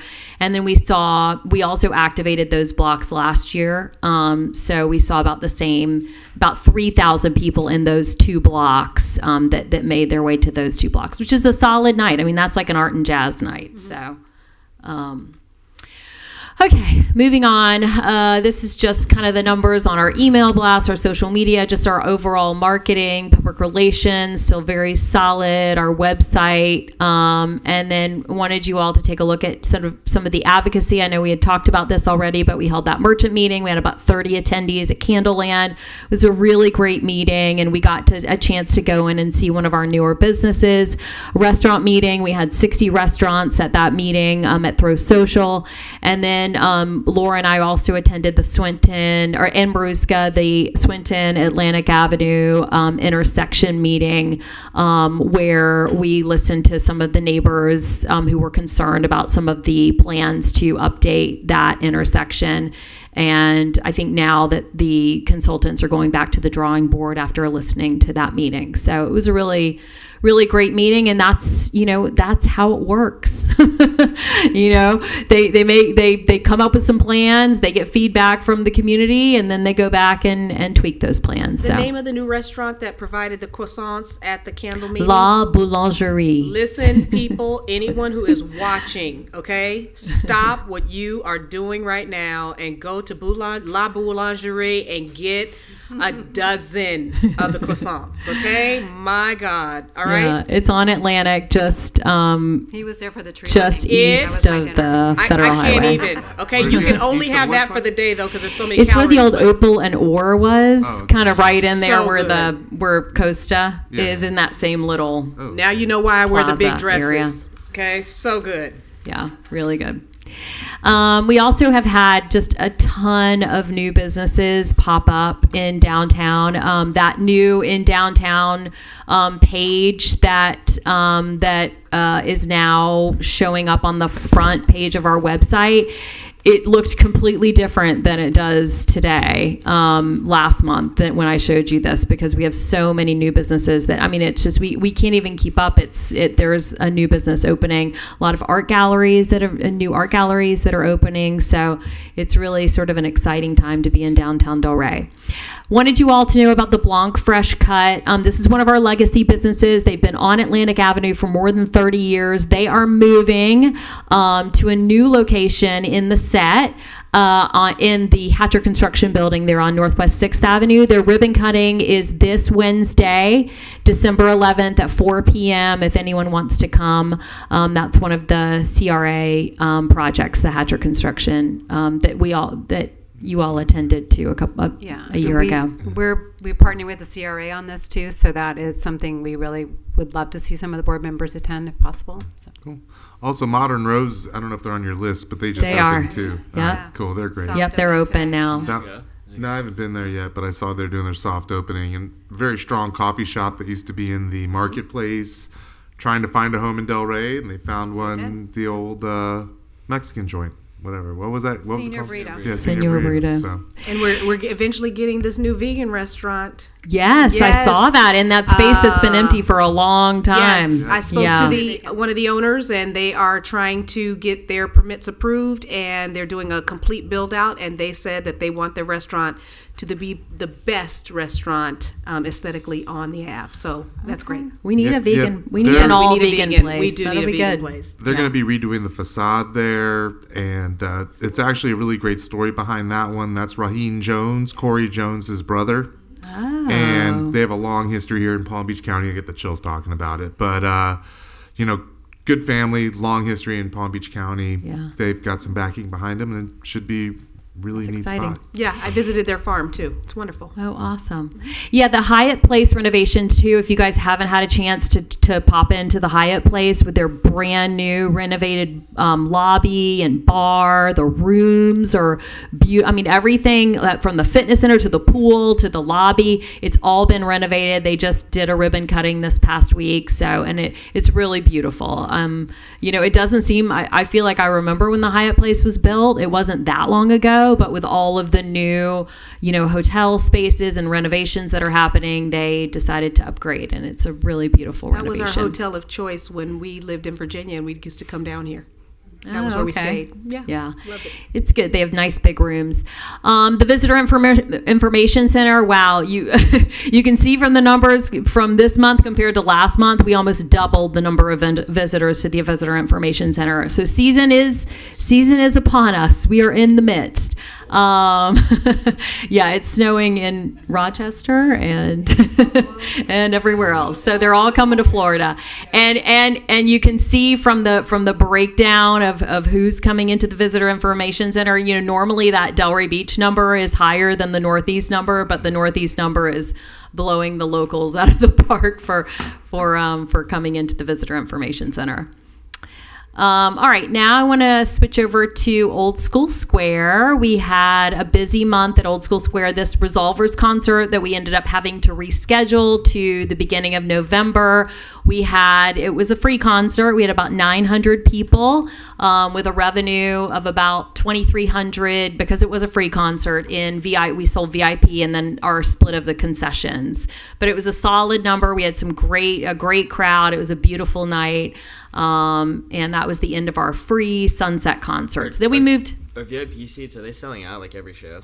They're not selling out. Okay. We definitely sold more VIPs for this show, this Coldplay concert. So what I find is there are more people paying for a VIP when it's a ticketed concert. When it's a free concert, they'll just come and go for free. There weren't as many VIPs, but for these ticketed tribute concerts, we are seeing a lot more VIPs. If you sell out, do you guys open up more VIP space to sell more VIP tickets? I mean, we could, but also it doesn't make the VIP experience that great. If you expand it too much, you want to keep it capped. So we have a capacity based on our fire code. We have a capacity there too. Yeah. So this is now we switch to these Twilight tribute concerts. These are going to be once a month. So these are our ticketed concerts, $10 tickets, $15 at the door. We just changed that because a lot of people were just showing up. And so we've raised the ticket price if you're going to show up at the door just so people will buy them ahead of time. We sold about 750 tickets to this concert with a revenue of, almost 12 grand in ticket sales and concession revenue. So it's a much better deal than the free because we are recouping some of our money. Obviously, this doesn't cover all the costs, but that is the goal, to eventually be able to cover all the costs. This was our first one. So there were a lot of people showing up saying, we didn't know that we had to pay. So it's, getting the messaging out. All right, Maruska, you're up. Birthday girl.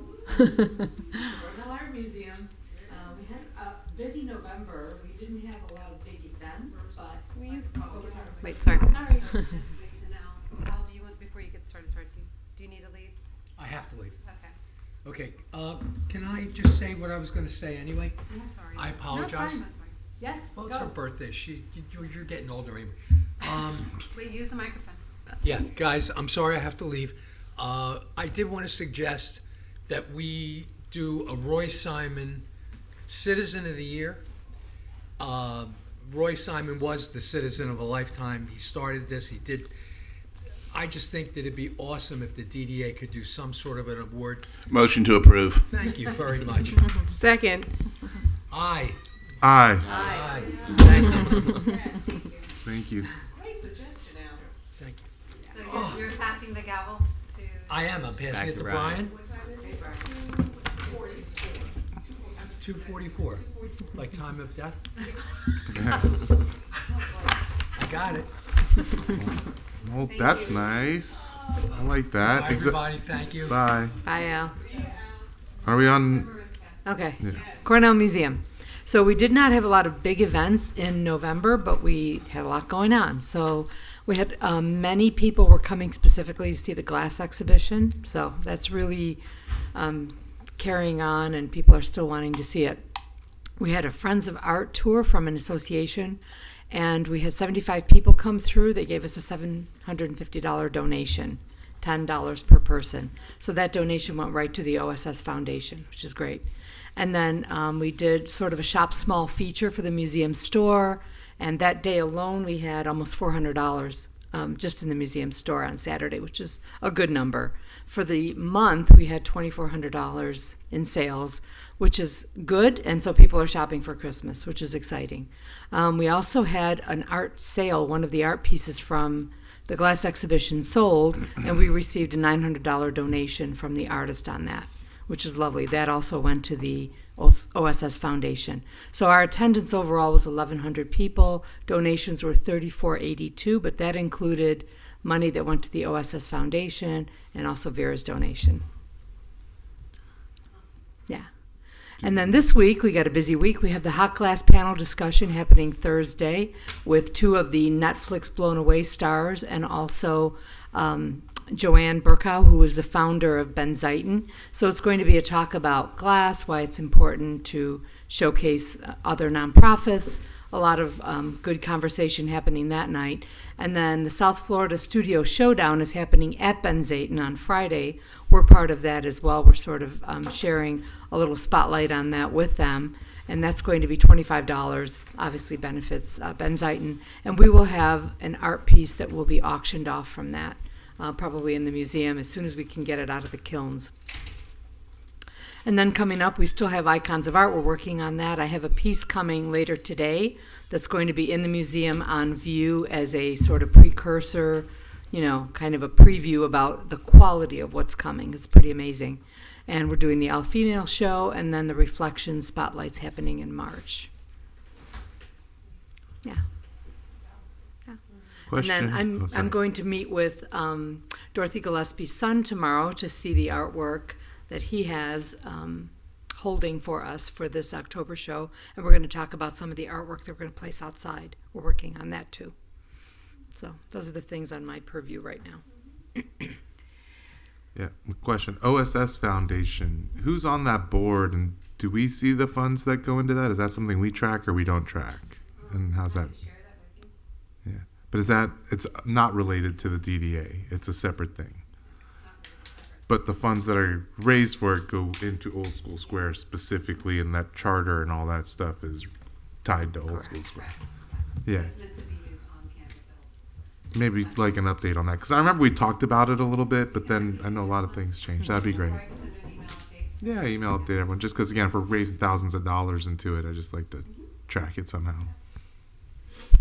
Okay, and these are just some of the high-level marketing numbers for Old School Square as well. Our email blast, the contact list is picking up. Average open rate staying pretty solid. Social media is growing. PR also very strong on the OSS campus, just because there's always something to talk about. And our website is really doing well on the OSS campus. Coming up, some big news. We have rescheduled the Dirty Dancing live event, which, as you all know, last December we had to cancel because of some weird major storm that was coming through. And we had to refund everyone. It was a lot, but luckily we have gotten back on their schedule, and we're going to be hosting them in February 2nd. It's a Sunday. So get your tickets now.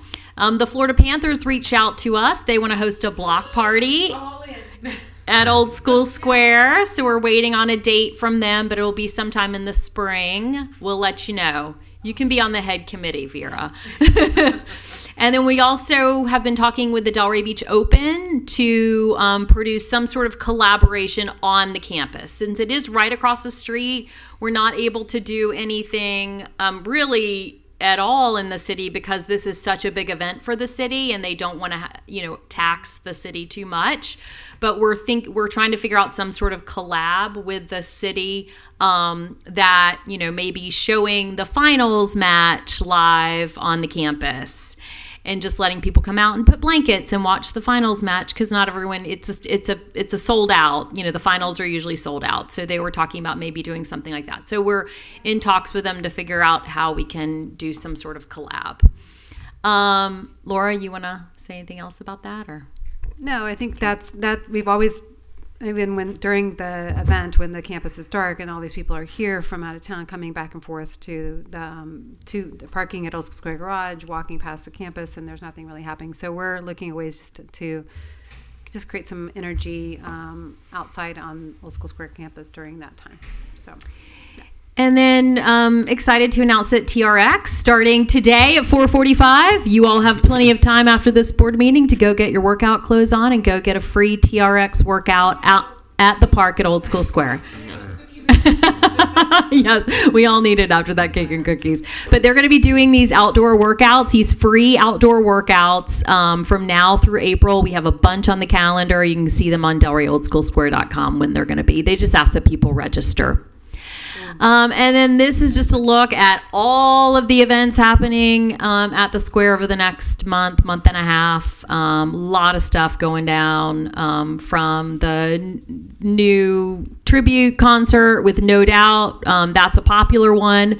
and fake Gwen. She looks a lot like Gwen. And Deck the Square, we're doing a holiday Disney tribute festival with the Little Merman, which is a very popular Disney tribute band, the menorah lighting, and just all kinds of stuff that's going to be happening on the campus over the next month and a half. And that is all. Thank you. My moniker still stands. Yeah, because we can use. All right, moving on to, are there any questions for the staff on that at all? Okay, good.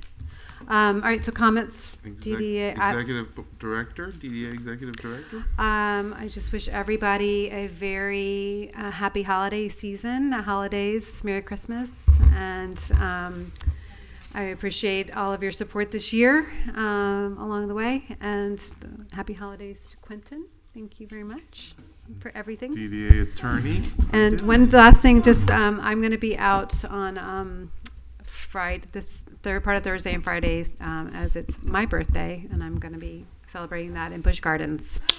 So, so you'll probably hear me from there. So. She's going to take selfies from a long ways up on roller coasters, videos.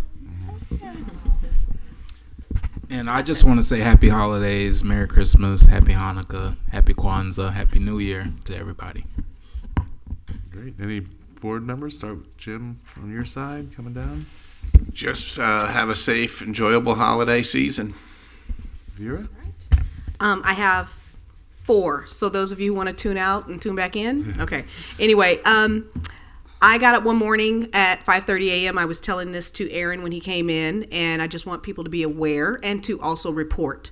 I was walking at 5:30 a.m. It was dark outside, obviously, but the Chubby Trail, I like to be out there at a certain time so everybody's not on the same trail. And a gentleman who, I guess Aaron said this is normal, who stands around the, what is it called? Pavilion. Thank you, the pavilion. I don't know why that word didn't come to me. It was something else. The gazebo came into my brain, so it all shoved in there. But anyway, asked me to use my cell phone, okay, at 5:30 a.m., asking a woman to use her cell phone. I said, dude, not right now. I'm not the one. Because when I'm on the Chubby Trail, I'm already mad because I have to be out there because of the way I eat. So, I was like, listen, I will take you down. You just don't know right now. But I crossed the street, went to where Pure Vita is because they had the bright lights on, and it was great because I was able to call the non-emergency number for the police department. And I want to thank the police department for responding and sending someone out. When I told the man no, like I'm not the one, he yelled out, I'm from Boca. So Boca, come get your people, please, okay? I don't know what that was about. But anyway, Aaron said he's seen the man before. So we have an issue, women and men, make sure that you are walking where there are more people and that you know your lighted areas. That's all I'm asking for. The second thing is I attended Art Basel. So I was Baseling this past weekend, and I went to a conversation about what can public art do, which is interesting that we were talking about that today, obviously. And it was by Dr. Deborah Willis from New York University and Kate Gilbert from Boston Public Art Triennial. And they gave 3 reasons why people need to be involved with art, and it provokes thought, community engagement, and social commentary. And I looked around and thought about what does our art downtown do? Does it spark one of those things? Public thought, community engagement, and social commentary. And I think most of our art is beautiful, but I'm not certain that it's getting to that. And that's the new trend going forward, that there's conversational art that's out in the public's arena. So I thought I'd share that with you. The last thing, somebody commented earlier on my dress. I have to tell you, and this is a little personal note, so please indulge me a minute. I have 2 younger cousins who are football players since birth, okay? Out of the womb, they started playing football. One is Jordan Simpson, who was quarterback for Missouri Baptist, broke all the quarterback records. You go, Jordy. But the reason why I'm wearing orange and blue, Andrew Simpson, who is his brother, who is my younger cousin, but they call me auntie because I'm so old. He is at number 10 defense for Boise State. Go Boise, all right? Arizona. They are now ranked 3 in the country. So if he gets to the national championship, he will be a national champion twice because he went to St. John Bosco as a national champion in high school, and then he will be a national champion for college football. So Boise, I'm looking at you, and Mr. Genty, I'm all behind you. I hope you win the Heisman because you're Andrew's roommate. So I wanted to say, go Boise. I'll be there. See you. Thank you. Sonny, any words? Just have a happy and blessed holidays. Thank you. Just everyone, yeah, have a happy holidays. A lot of cool stuff coming to Old School Square, it looks like. I'm excited. Gonna be a good season, I think. It's starting to pick back up. Happy holidays. Great. Happy holidays. Be well, and we'll see you in January. Motion to adjourn. Motion to adjourn. Thank you. Thank you.